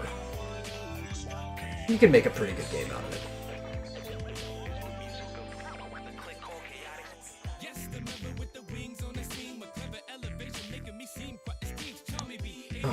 Wait, you're watching on Twitch and YouTube? Do you have both open at the same time? Are they slightly off? Are you getting a echo? Or did you bother to mute one of them? The stream's so nice, you watched it twice. Mm-hmm. Yeah. Yeah. I do a lot of the same stuff with X Dynamis Chaos, though. Like, if you go to my site, you can see, I have 50 characters that you can just read up on that I'm planning to do stories with, or some that are already in stories. And I already have enough characters to be a roster of a fighting game that are all really varied and would be fun to play. They all have, different fighting styles and powers and stuff like that. The problem with fighting games are that they're a pain in the ass to make. Because the average fighting game, the sprite sheet is 200 to 500 sprites, somewhere between there. Because you have to have every animation for every move and stuff like that. And the sprites aren't small, right? So you do a beat 'em up with the same amount of sprites, but they're somewhere between 50 by 50 to 100 by 100. But fighting game sprites are anywhere between 200 pixels high to 1,000 pixels high, depending on the fighting game, and depending on what the resolution is. I think most of the time it's probably closer to 500, because it's gonna be half the screen. You have to have all your life bars and stuff like that. You don't want to be taking up the entire resolution of the screen with just your character. What was the program? Oh man, it was TeamViewer. I told Cross I would help him set things up if it was necessary. If he was running into problems, he could just give me his TeamViewer code and I could pop in and fix it. Yeah. Just need to get everywhere. Start making things. I need to finish this manga so I can start actually making things. We can get to this point, it's I need to be productive so I can be productive. So true.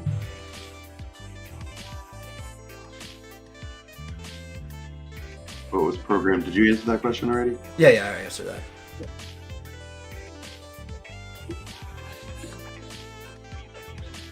Yeah, I was looking at this visual novel maker think John could do a good job making all the characters. Yeah. I'll so it's not bogging up the recording. I'll send him a DM with the. Oh, he already sent me a DM too. I just didn't see it until now.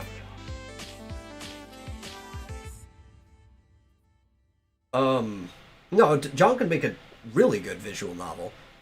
And I was telling me like he doesn't have to go like super into the details. Like you could use blurred images, things that vaguely the farther it goes back, like a field of view type thing. That way you don't have to like draw every single person in the crowd or anything like that.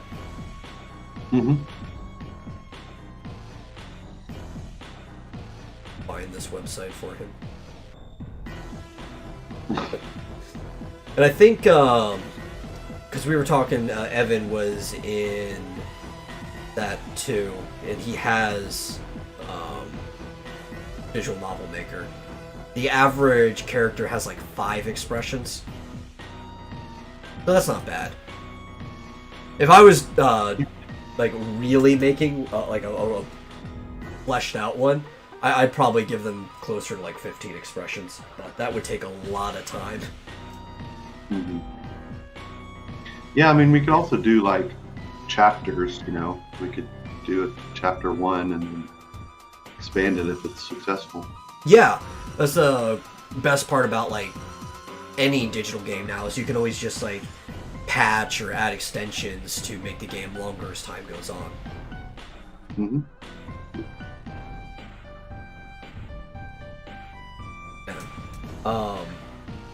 That's actually kind of what I like wanted to do when I was talking to you about possibly doing a beat 'em up at one point.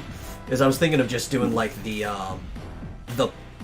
0.5 level, which would be like the short prologue introduction to the game. That would basically teach you how to do the controls, and there'd be like a mini boss, and that'd be it. So you go through an alleyway, and then if people were interested in that, then it'd be worth actually going in and making a full game. Yeah, I mean, you can do something like with Bendy and the Ink Machine. The first chapter, it's fairly short, but it's free. Yeah. It was always free from the very beginning. And then, you know, based on the popularity of that, went on and did the additional chapters, which were not free. Yeah, and you can always just leave the beginning as a demo, you know.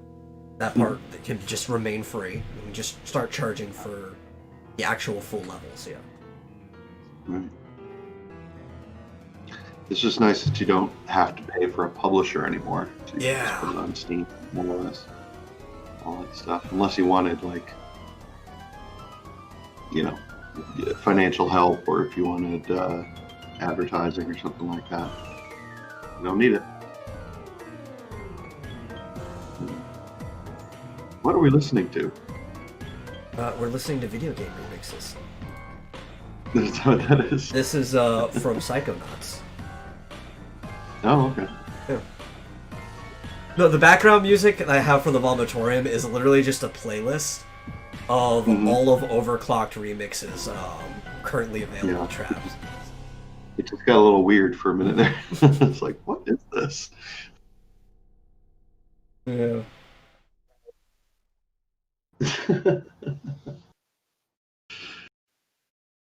Yeah. I've got like a lot of ideas for a lot of fun things. And I've tried doing a lot of this stuff in the past. I think I've told you about this too. And Buck here knows fully well. I'll start projects with other people. And I'll go smooth sailing into the beginning of the project. And then just when it comes time to start getting stuff done, I'll be left high and dry. It's like, well, guess I'll just backtrack to whatever I was doing before this. Kind of like how we had the problem with Cat. Right. Yeah. But that's been my experience with most things in general. The detective video game that never even got off the ground. Yeah, that could have been fun. Yeah. We were like, you know, all you have to do is come up with an idea. We'll do pretty much all the work. Yeah. She was like, it's too stressful. It's stressful. I just wanted to play around in an engine. Yeah. All right. Less work for us, I guess. Yeah, well, no work for us. Yeah. Oh well. Yeah. I thought the idea, it was the way we were changing it too, because I know she wanted to do more like a point and click. But not only are like point and clicks in general kind of just oversaturated, I thought you can make it a little bit more actiony by making a control closer to say like a Shantae game, but with like limited physics, and then you still interact with the environment in a similar way to a point and click adventure. Yeah. And it'd be a little bit more different than what most people get. I was thinking along the lines of something like Sword and Sorcery, Super Brother, whatever it's called. Yeah. Where there's a little bit of action sequences here and there, but it's mostly point and click. Yeah. I mean, but that would be cool.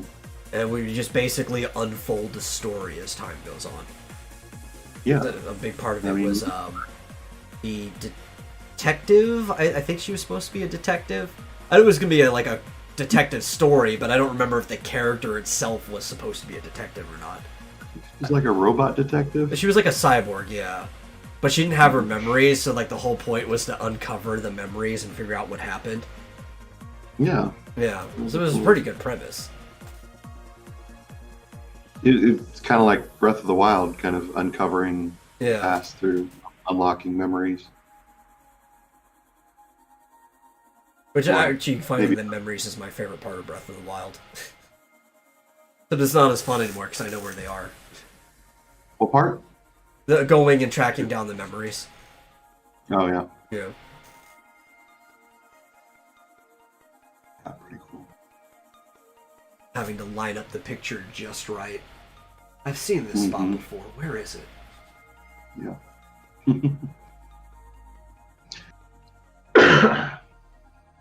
We could talk about what Breath of the Wild 2 is going to be about, but nobody knows. Everybody's already talked Nobody about it. knows.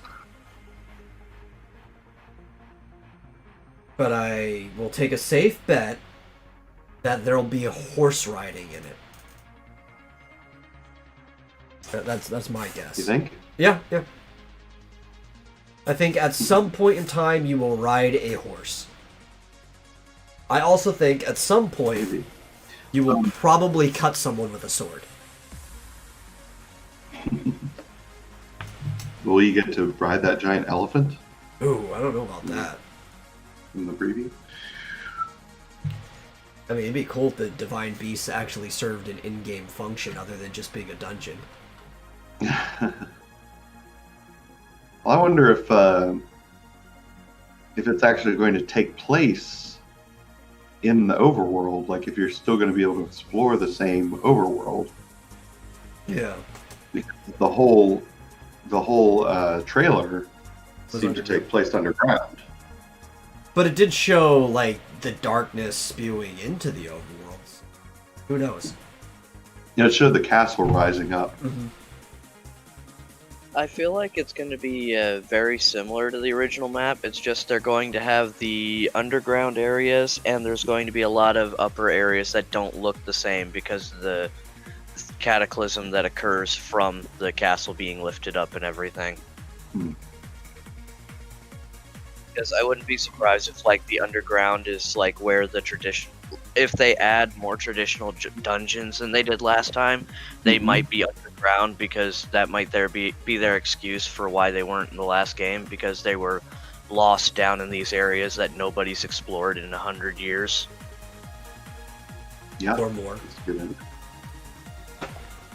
Yeah, I would like more traditional dungeons. That was, like, my biggest complaint when it came to Breath of the Wild, was that you really only got 4 real dungeons. Yeah. And they were all very small and short. Because you can't even argue that Hyrule Castle was a real dungeon. It's a cool explorable place, there's stuff to do in it.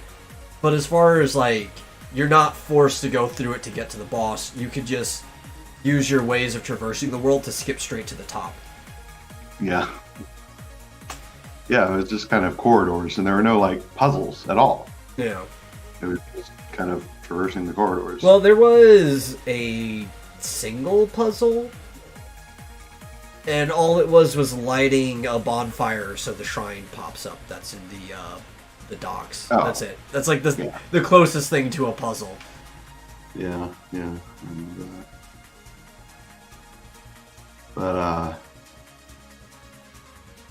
yeah, the DLC shrines were closer.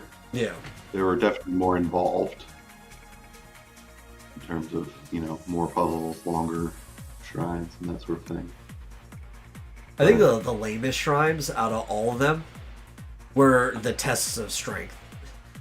Mm-hmm. There's like, I think a third of the shrines were tests of strengths almost, and they're just randomly littered throughout the map. Mm-hmm. Why? You could have put something interesting here. It's like you got lazy halfway through. It's like you just fill them up. Just fill them up with monsters, whatever. Yeah. Guardians, yeah, people hate fighting the Guardians. Put one of those mini ones in there. Yeah, and it's like the most complicated thing is how do you, the ones without columns, how do you create columns so that when they come spinning towards you? Oh, I don't worry about that. No, I do. I love that part where No, I have don't metal worry about things fighting you them can at lift all. up. Right? If you have a big sword, like an Edge of Duality or something, which I usually save for those, you just run up to it right away and then just start spinning on it yourself and it dies really fast. Yeah. Spin to win. Yeah.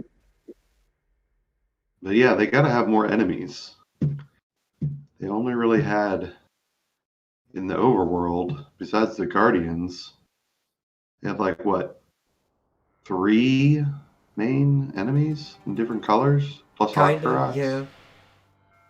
And there were no Got it. enemies where it actually mattered what weapon you were using for the most part. Like, there were some that it was better use projectiles. So it was basically, is this enemy better to fight with bow and arrow or with a melee weapon?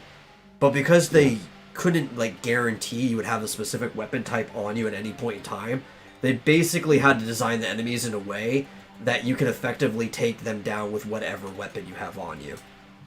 Yeah. And that got kind of boring. And I think it also is what left the variety of enemies weird.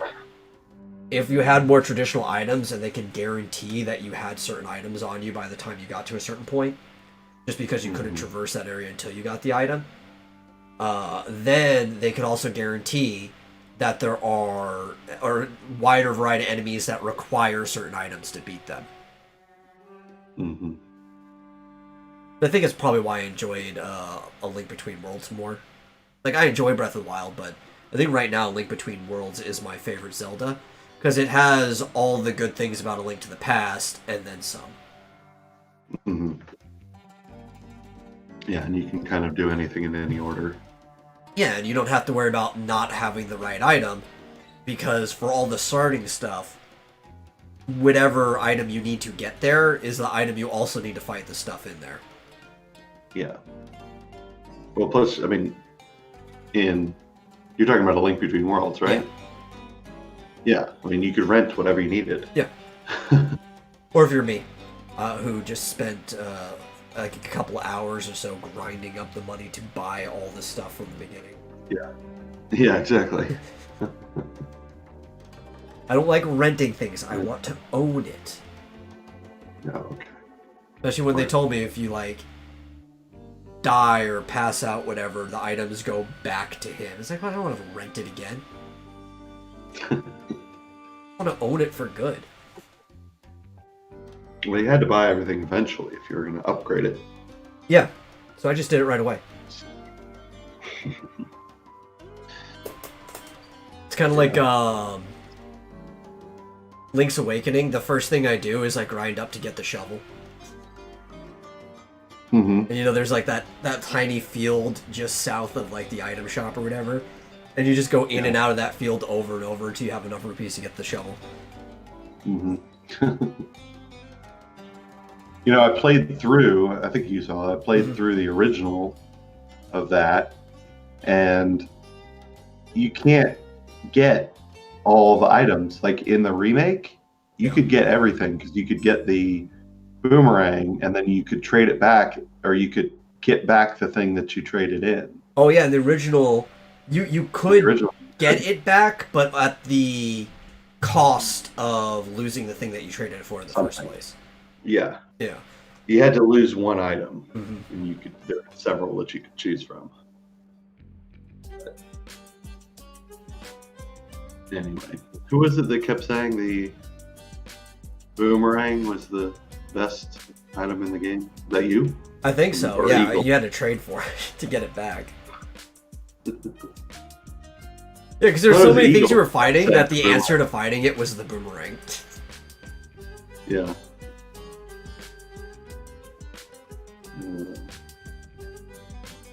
Dude, I love the boomerang in the older Zelda games. They're such handy items.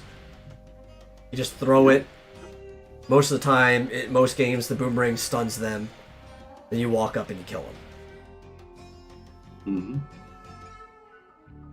Pretty much. Except for those dark nuts. Boomerang Yeah. didn't do anything on the dark. You'd think. Did you ever see No, go ahead. Oh, I was saying, like in Wind Waker specifically, because they have the straps on the back and you're trying to cut them off. You'd think like you'd be able to use the boomerang and throw it behind them, so that when it comes back through, it would cut the straps. But they didn't program it that way. That would make sense. Yeah. I was gonna say, did you ever see Legend of Neil? No, I think we talked about this. Oh, okay. And, So yeah. we should have like a watch party or something. We should. Show it through Discord. Well, we could do it anyway. I got voice meter working again, so if I host it, we could even have watch parties and hangouts. Yeah, sure. Yep. I actually bought the whole series on iTunes. It's so good. But yeah, there's a funny part near the end where he tries to throw a boomerang at Ganon. Ganon just eats it. He's just like, really? A level 2 boomerang? Come on. Oh man. You know what I don't get is so I get pretty involved in versus battles and like calculating stats on characters and stuff like that. And there's this thing that's called the no limits fallacy, where just because a character seems immortal or can only be killed by this specific way in their world doesn't mean that that's necessarily the case across the board. But specifically with Ganon, Ganon's the one that comes up a lot. And this isn't even true, but it's what people like to say, is that Ganon can only die at the hands of the Master Sword. But that's not even factual within the series, because, especially in the first game, there was no Master Sword. You had to use the silver arrows to kill Ganon. And it was, even then, just to make him visible. Oh yeah, that's right. Yeah. And there's been You several use times the- where you don't You had to need the use the Master sword to make him visible. Yeah, and then use the arrow to hit him. Yeah. But they called it the magic sword. So was Yeah. that the same as the master sword? No. No. No, because it's, the characters aren't translated the same. It's not like it was a mistranslation or anything like that. Right. And you're right. You Mhm. just shoot him with the silver arrow. Yeah. Which, I mean, you could say is more equivalent to you need the light arrows, which, even in Breath of the Wild, that's actually how you help Zelda put Ganon back where he was. But because the last stage before Zelda does it, you ride the horse and you shoot the light arrows at the... You can, but you don't have to. You can also use ancient arrows. Yes, you can. Interestingly enough, but however, Why would you want I to waste watched your ancient arrows? I watched a theory video that said that ancient arrows were basically the Sheikah attempt at emulating the light arrows. Well, how do you know the The light ancient arrows arrows. just aren't the silver arrows? What's that? I said, how do you know the ancient arrows just aren't the silver arrows? Could be. Especially Could very since well be. this game is kind of like almost like a reboot, because it kind of emulates Yeah. the original game a lot. Could be. But basically, that the light arrows were a gift from the goddess Yeah.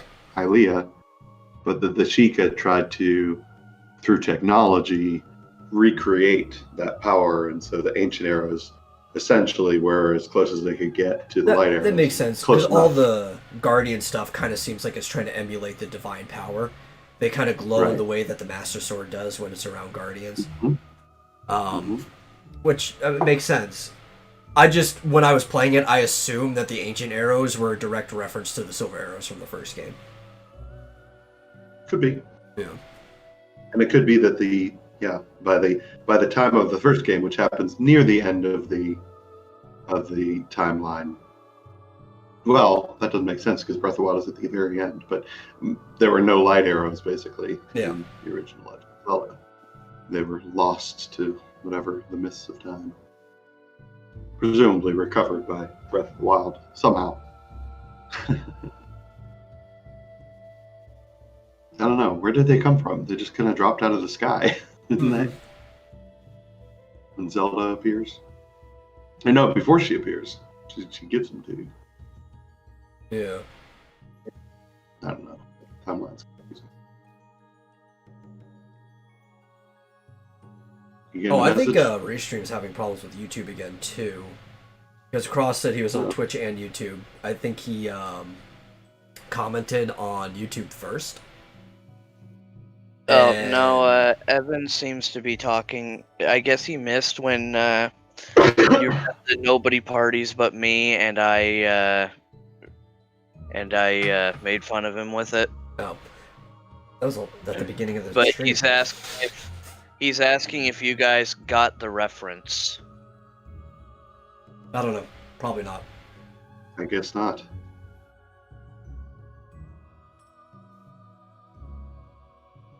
We read it. Yeah, and I made fun of you with it, so... But, what were we talking about? Arrows. Yeah. Yeah, but it was like... Guardians replicating the holy power and stuff like But that. I was being specific that people like to bring Ganon up as an example to against the no limits fallacy that Ganon can only be killed by the Master Sword. And you can make the argument that he can only be killed by divine energy, but it's like when people bring up the Master Sword, it's not even consistent within their own universe. And it just shows how bad people are at arguing things.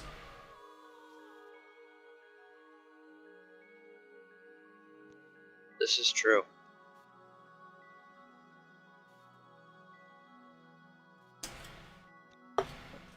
I'm not sure there's a way for us to read that, Evan. Is he talking about that face? Yeah, that's what I'm talking about. Here, I'll read it. People listening on audio will have no idea what I just did. Yeah, they'll have no idea.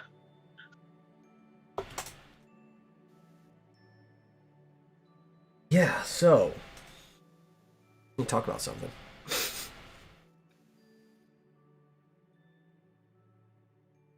I'm gonna go fight another moon beast. Yeah, so, what was it, last night or whatever? Evan was in a hurricane. And I think he was outside and he said something was growling at him. And the last thing we heard from him was that he was gonna go fight a beast, a random beast, in the moonlight. And then he cut off the chat. Yeah. And then we talked to him after that. I forgot to ask him about the beast that he fought. And I just assumed that he died. So. Well, was that before we talked to him that you assumed he died? No, after he went to fight the thing. Yeah, but we talked to him after that. Oh, right. See, this is the first time hearing of it. If I heard that from him, especially since he's the guy who keeps bringing up Arrow manga, I would guess that was just a euphemism for masturbating outside. But a hurricane, I don't think anybody's going to stop you. Except maybe the hurricane itself. But, so now he's going to go fight another moon beast. But wait, it's 8 now. I guess if you're a bit northern, and that would be an hour ahead on the East Coast. Yeah, it's probably, the moon could be up and it could be dark. I doubt you'd be fighting a moon beast when the moon's up in the daylight, though. These things typically like the dark.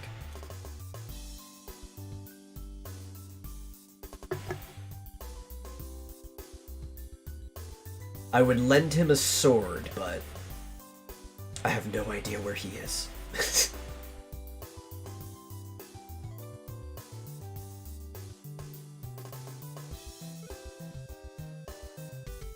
I got an See, hour.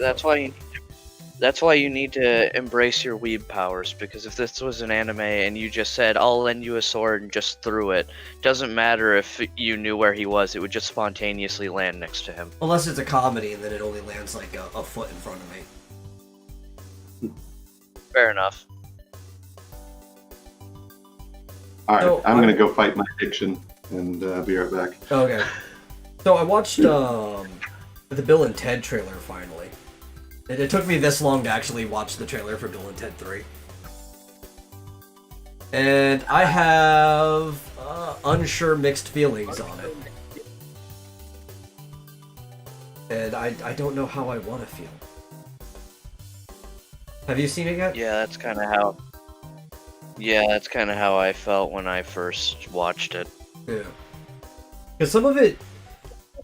The daughters kind of feel like they're playing the same characters as their dads, which I'm not sure if I like that. Because it kind of just seems cheap. But at the same time, the humor still feels like Bill and Ted humor. I don't think I like it that Rufus was replaced with Mabel Pines. Oh shit, I didn't even recognize her. Yeah. She also plays, what's that girl? Luis on Bob's Burgers. She does a lot of voice acting. I don't know if that was the right pick. I don't know. I'll let it play out. Obviously, you can't have Rufus back because George Carlin's dead. Plus, even if he didn't die when he did, he would definitely be dead by now. He'd be too old.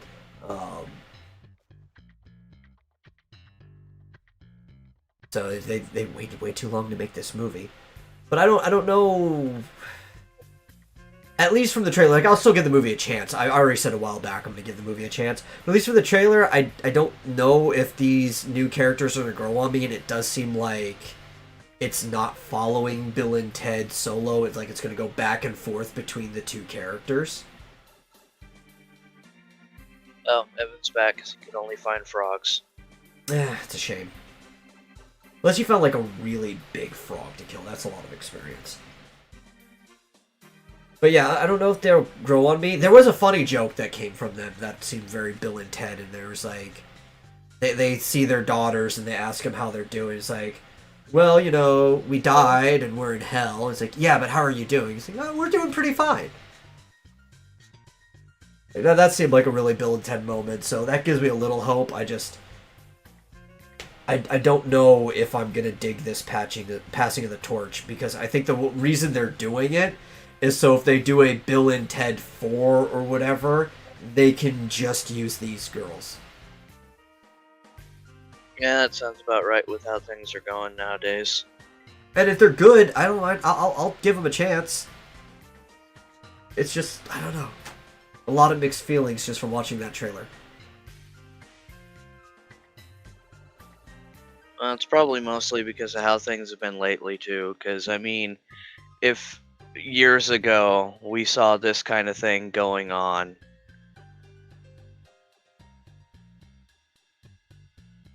yeah, if years ago this kind of thing was going on and we had Bill and Ted's daughters and they were acting a lot like them, we'd think it was weird but kind of funny.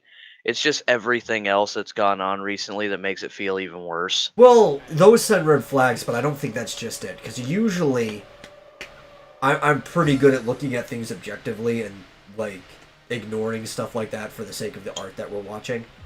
And even with that being the case, there's just some things like, it doesn't feel like it fits Bill and Ted.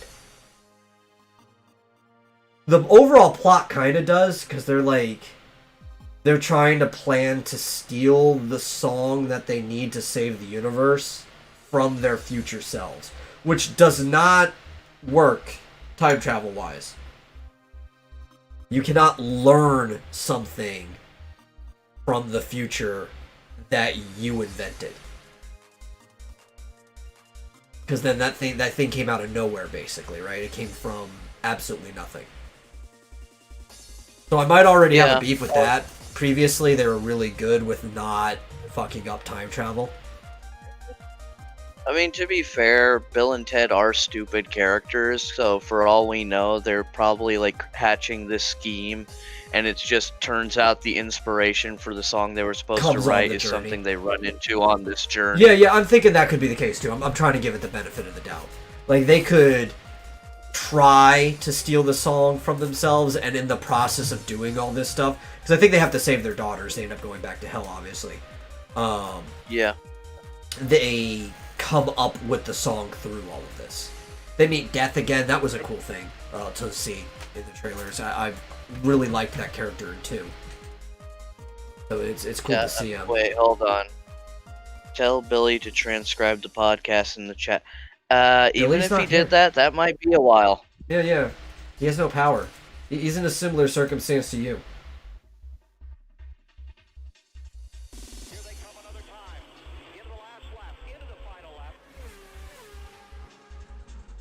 I'm not clicking that link.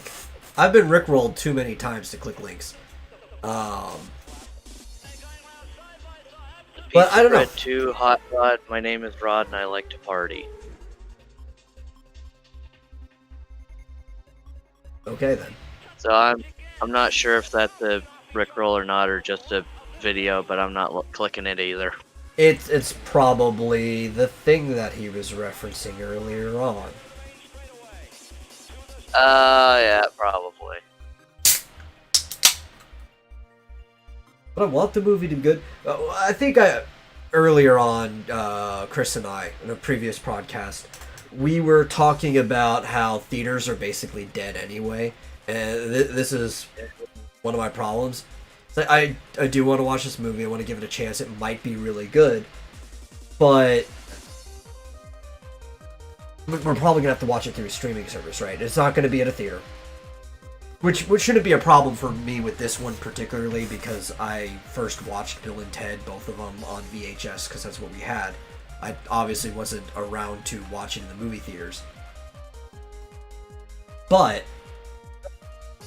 what's that? There's a lot of movies that only work at home because your brain remembers the experience from being in the theater, because certain movies only really work well on the big screen with the sound blasting at you and stuff like that.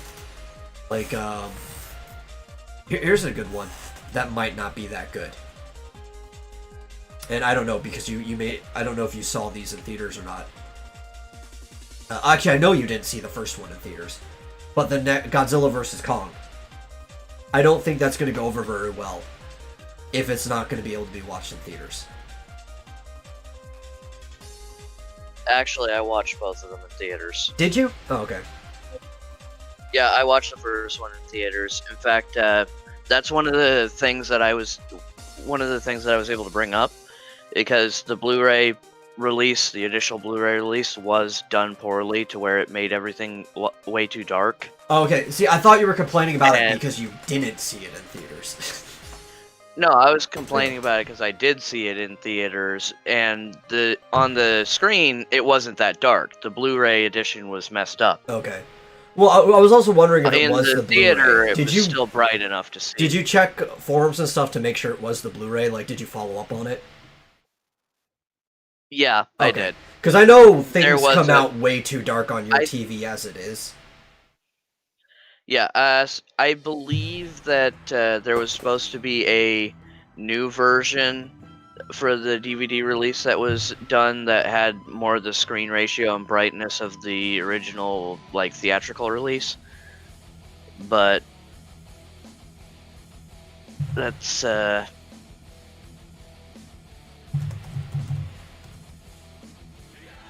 okay, now I think Evan is referencing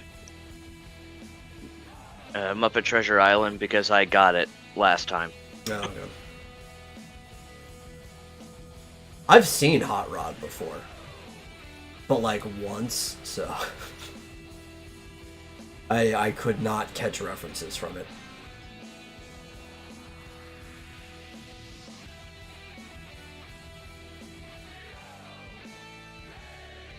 Yeah, I don't know, but I don't think those monster movies work as well when they're initially released only on the small screen. Like, I know for some people it doesn't matter. Like, for you it's not going to matter, for me it's not going to matter. Most of our first experiences watching, say, like, Godzilla and stuff were things that were way before we were born, watching them on a smaller TV screen than we have today. But a lot of their initial appeal that made them grow so much is that they were on the large screen when people got to see them for the first time. Right. I see what Marcia said. We don't have to bring it up. Yeah. Okay. Well, thanks for coming on. We'll see you later. Yeah. Tell your girlfriend happy birthday. Yeah. And yeah, Evan, it's me, Buck. Yeah. I'm usually just doing the text chat most of the time, but I hopped on this time because Billy is not on because we believe his power's out because he's been. It was out completely before. I think off. it's still out. Yeah. Yeah. We haven't been able to get in contact with him. Well, Metal hasn't been able to get into contact with him, so it's just assumed that his power is still out. Yeah, but when it comes to like these giant monster movies, right? A lot of them didn't have mass appeal for certain periods of time when they weren't playing in theaters. And for something of the budget that they're doing now for these things, they have to have mass appeal. It's not like the old Godzilla in costumes and stuff like that were fairly low budget things to make. These new ones you have to sell.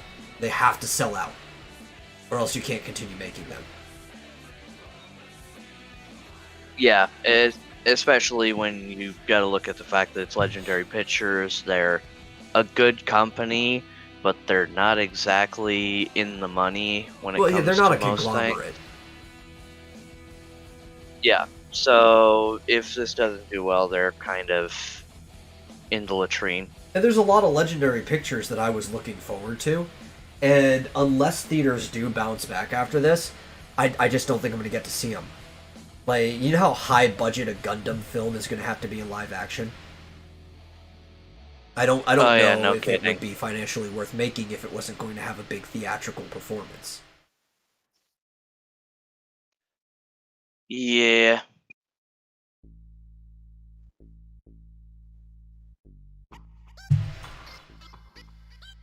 Apparently you're not Billy now. Okay. And okay, yeah, the blind pew. That's why I mentioned the Muppet Treasure Islands. I knew you were referencing that when you said the Billy Bones part. I mean, I haven't seen that in forever. Not that I'm in the mood to watch it. Watched. Yeah, I watched that not too long ago because we got it on DVD somewhere around the house. I mean, it's one of my favorite Tim Curry roles, but just because it's one of my favorite doesn't mean I'm ever in the mood to watch it.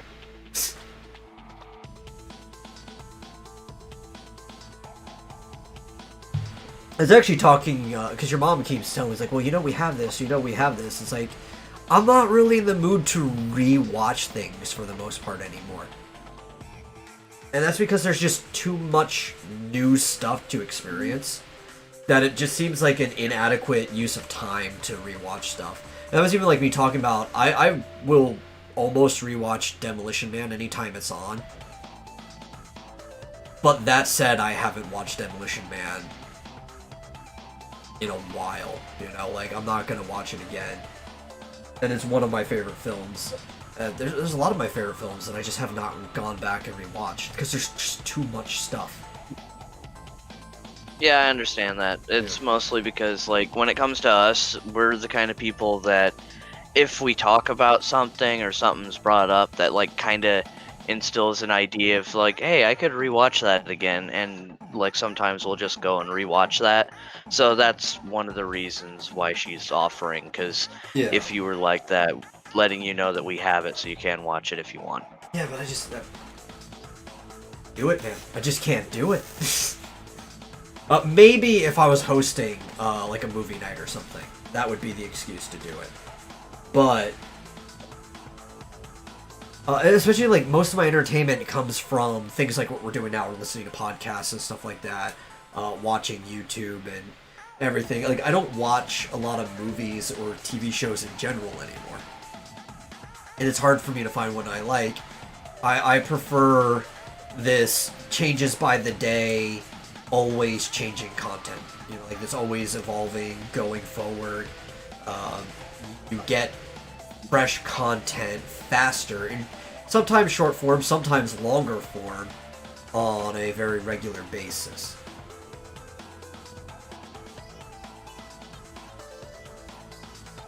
Yeah. It's like, even taking podcasting, it's almost like radio. Radio is the only thing when it comes to like having talk radio shows that actually in long form updates as much as stuff on the internet does, because you get a fresh episode every single day, and because there's something new every day, you don't even care if there isn't a recording of it, because you're not trying to catch the backlog. You can only afford to keep up with what's going now because there's just too much. There's a lot of times if I miss something, I just don't go back and check it out. Yeah, I'll be honest, I haven't watched like the last few Vomitoriums that I wasn't here to see. Yeah. Well, that's why I also try to put like a decent distance between the main show. We haven't done many side shows yet, but I might, and those will likely be a lot smaller. But for people who want to catch up, I want to give you a little bit of time to be able to, right? Could you imagine if we were doing a 3-hour show every single day?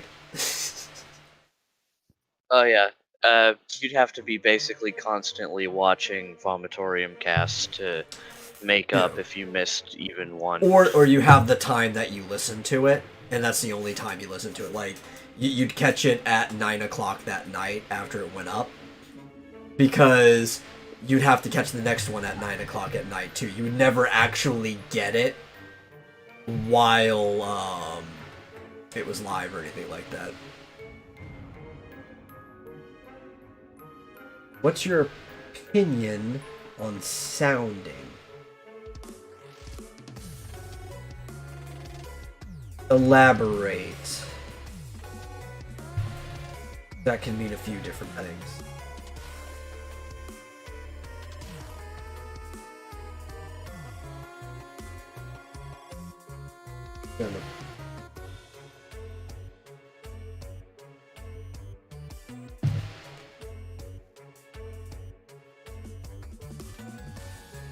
Boy. But it's like, it's just a constant stream of new content all the time. That on the Urban Dictionary, I don't even know if I will give an opinion on it, depending on what it is. But there's just a constant stream of new content that you can't keep up with, period. There's just too much stuff. Oh, dude, you can't gross me out, so if it's something regrettable, I just won't talk about it, but I've probably seen worse.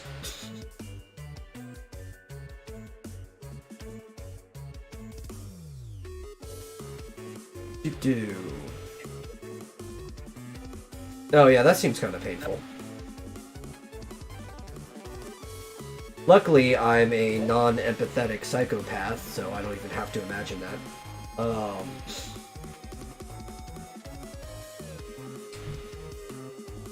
But yeah, it's like, I don't know, there's even like channels that I really, really like, right?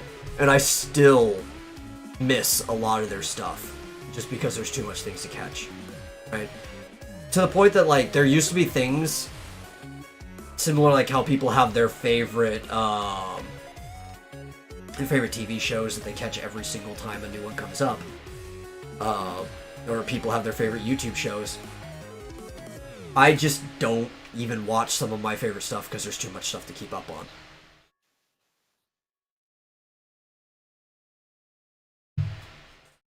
Like one of my favorite channels, Evan in the chat likes too, is Red Letter Media, And that's the type of channel that I would tell people is like a must-watch channel to catch all stuff.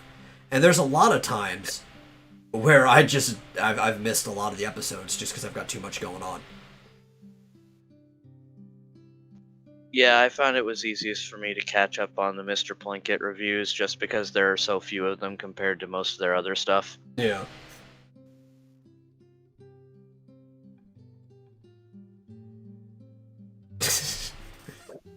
Oh, they're doing gross stuff in the chat.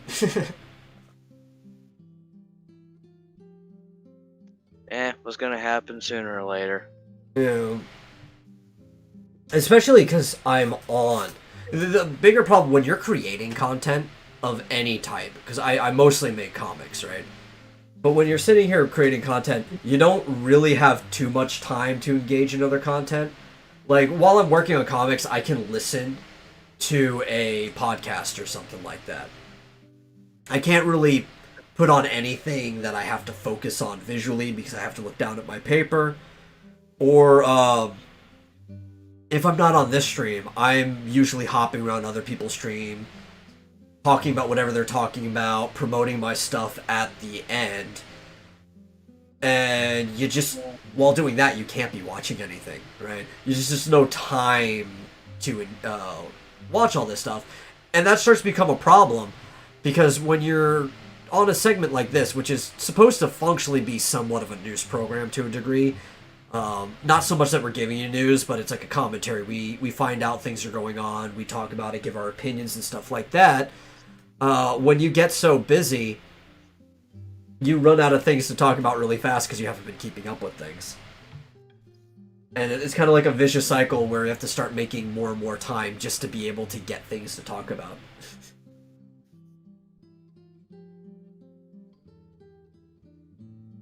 Yeah, makes sense.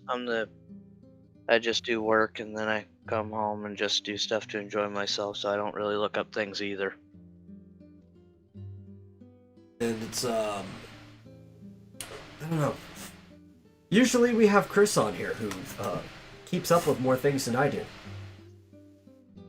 But the problem is, if he doesn't, we just end up talking about RuneScape. Which I'll admit it. Great guy, Chris. You're my friend. Love hanging out with you.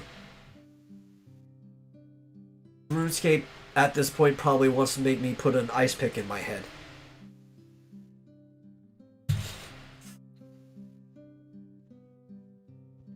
See, I just didn't know RuneScape was even a thing until the period when it was basically dead.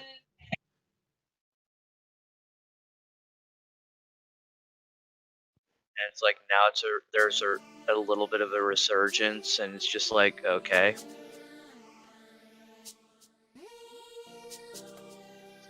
I wouldn't say it's a bit of a resurgence. It's because it's very niche, and RuneScape 3 goes on. That's what most people play now, the HD one. But it still doesn't have that big of a user base, and it's the same people that have been playing it for the most part. Right? Because like Chris never stopped playing RuneScape.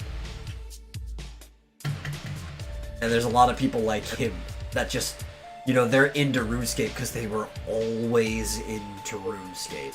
And you got a lot of people in a lot of crowds like that. That's why something becomes a niche. When something becomes niche and somebody gets into it, they kind of stay there until they're pried off of it.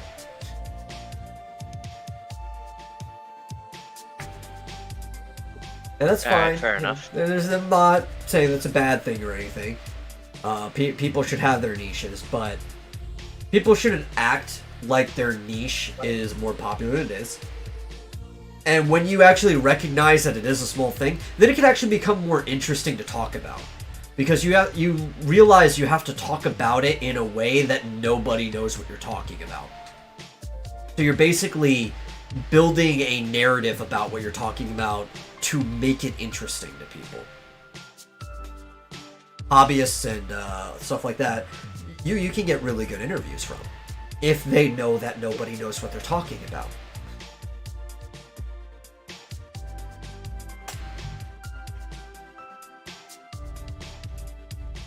That's why, like, especially comics, like we've had a few comics guys on here,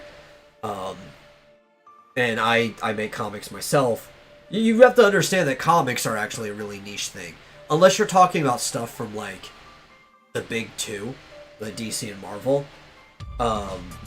most people have no idea what the hell you're talking about. And even then, people only know what you're talking about if you're talking about something that's been in a movie or a cartoon show or something like that. Something supplementary. Most people don't know shit about what happens in the comics. So, even in that realm, you kind of have to talk about it in a way that's like nobody knows what the hell you're talking about. But especially if you move out of there, you have to start explaining things to people from ground one every single time. Actually, not even ground zero. You have to go before that. Not even the starting point. You have to, like, prime it at ground zero. So people know. Like, I understand that, because, like, even though my folks know a bit about comics from before I was even born, at the same time, there's a lot of stuff that's changed since then, so sometimes when we're watching the movies, they'll, like, ask me about some things. Oh, I'm always having to explain stuff to my mom. And it's like, it's hard to explain things too, because at this point, I actually know more about what happens in the comics, even the newer shitty ones that I don't like, than I do what's going on in, like, these TV shows and movies and stuff. And there's probably been times where I've given my mom wrong information because I'm telling her how it would have worked if they were referencing the comics. Yeah. Yeah. It gets confusing. It really does. And a lot of times nobody has patience for us too, right? If they're watching or listening to a podcast like this, those are the type of people who have patience to actually sit through your monologue and let you kind of, like, formulate ideas and build things up from the start. People who are actually engaging and looking for long-term content, or long-form content. But when you're talking to a parent who just wants a quick answer, they hate it when you step back. It's like, okay, let me tell you how this character came into being so you can understand how their powers operate. It's like, listen, I just want to know if they're dating this chick or not.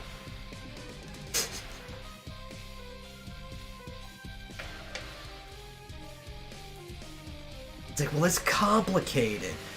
When a lot of times, in the context of the show or the movie, it's not actually that complicated. Even if it would be in the comics.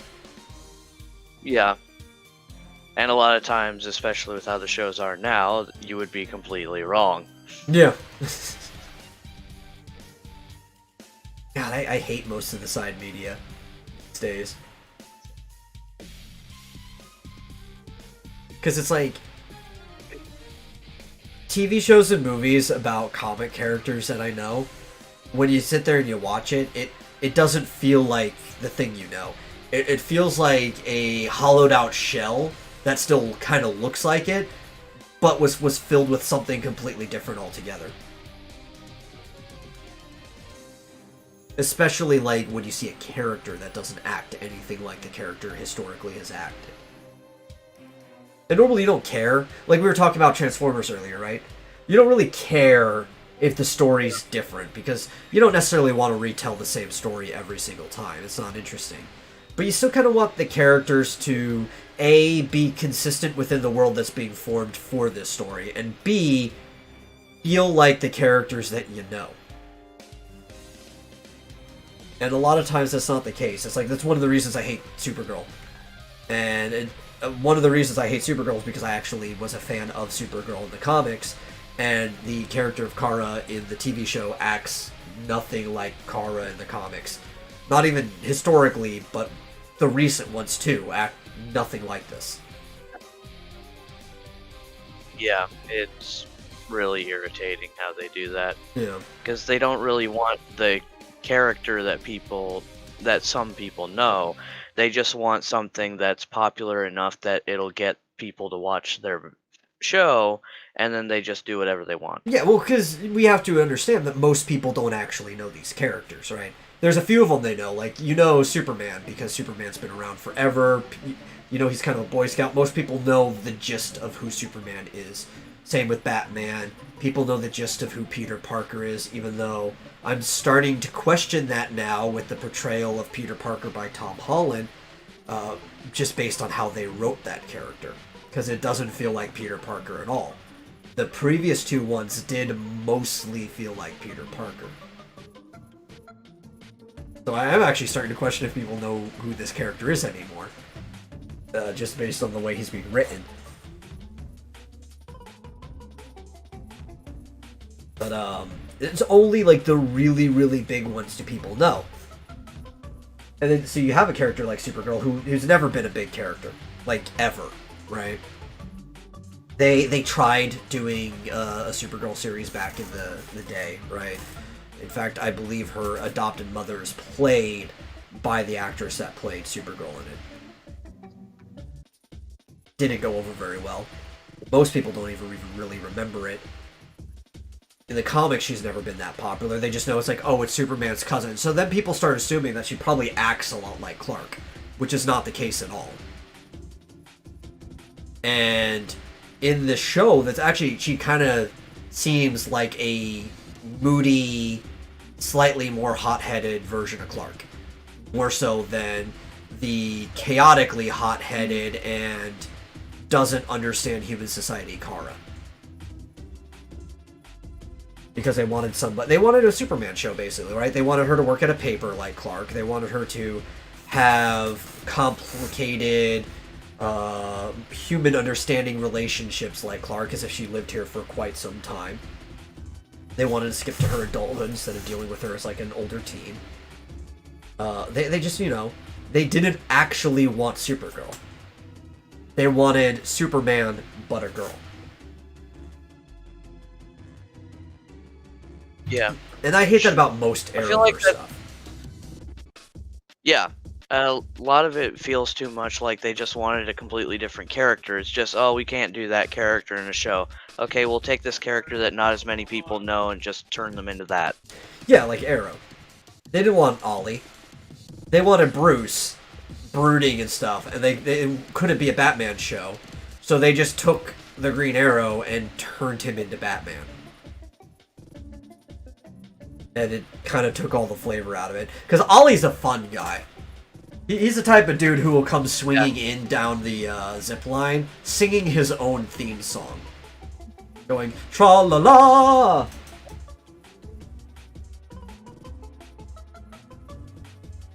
He's also a punny guy. So it's closed. Yeah. He's a very punny guy, too. I don't think he said a single pun in the entire series. No, he said a couple while he was still in Smallville, but... Because Smallville, they kind of included him because they wanted Batman but couldn't use him. Yeah. But at the same time, they still gave him a lot of Oliver's traits.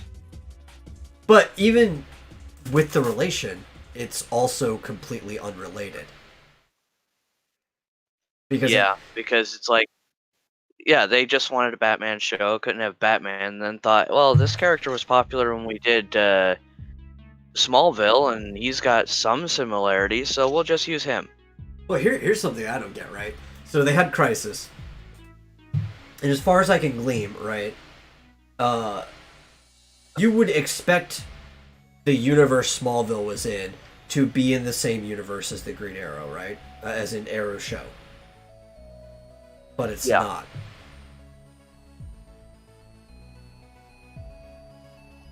Yeah, I know. They went over that. Was it Flash or Supergirl? I don't remember. Because I remember that they brought Tom Holland in an episode because they went to his world. Not but Tom of Holland. course. What? What? Tom.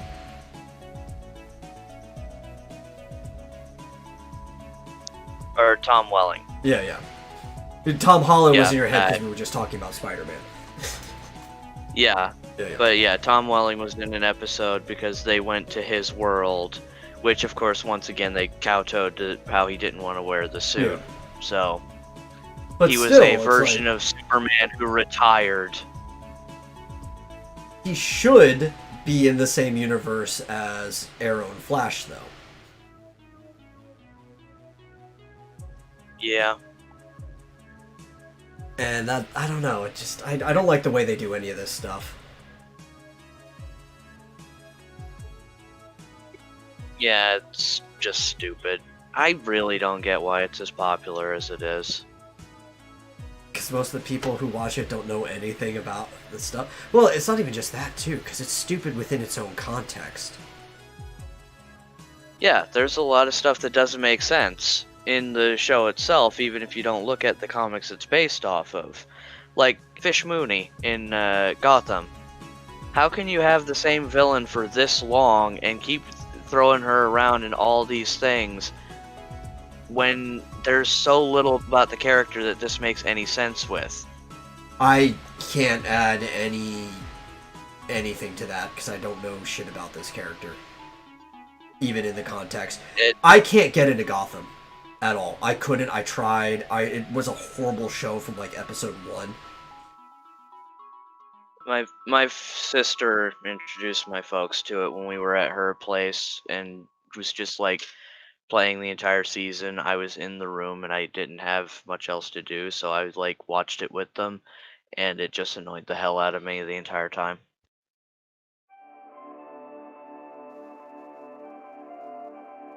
Because like, how is it that a character who at best is the head of a small gang in Gotham so central to the plot that you're just throwing all these well-known characters to the side for them, even when they themselves have no real attributes or traits through the show that makes sense why they would be put above anybody else in their position?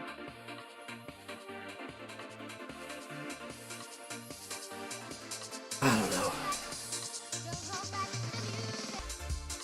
It's like, she's played by Jada Pinkett Smith. That's I the know only excuse that much say. I know about it. Which we had a conversation a long time ago, and I had no idea that you were talking about the mother of this family because the names are so close. I thought Fish Mooney was a dude and was being played by Jaden the whole time that we were talking. Because like I said, I can't get into the show, so I never had a visual in my head of what this character looked like. We were corrected later, like I know now, but the whole time that we were talking about it, I was assuming that it was the son, not the mother. Nope, it was Jada. It was like her OC Do Not Steal of Gotham, and just made a central character so much they even gave her superpowers later when they started introducing the superpowered Batman villains. The thing with that show is like it's so bad that I can't even be bothered to dislike it, right? Like I just threw it off the radar immediately.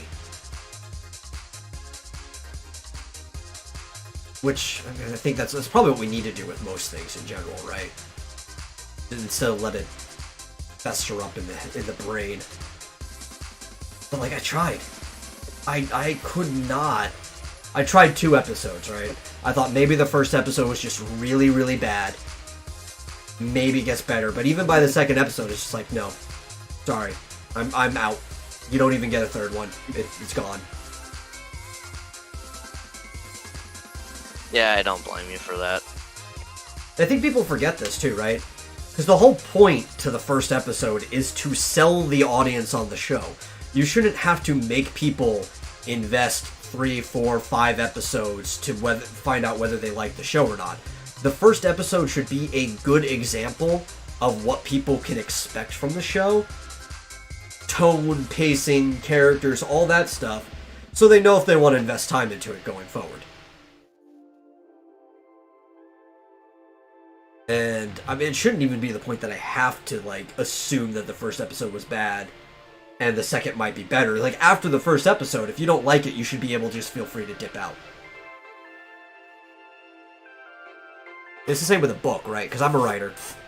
And one of the things I was taught by my creative writing teacher back in high school was that when structuring a book, you build it in tiers, right? The very first line of the book, the first sentence, there to sell the audience on the first paragraph. And then the first paragraph is there to sell the audience on the first page, and then that first page is there to sell the audience on the first chapter. If they've already been invested in the first chapter, there's a good chance they'll read the rest of the book. So you have to hook them with that very first sentence. It's got to be impactful. It's got to like really make the audience want to read past that first sentence. And if you don't hook them then, you're not going to get a chance to try to hook them later.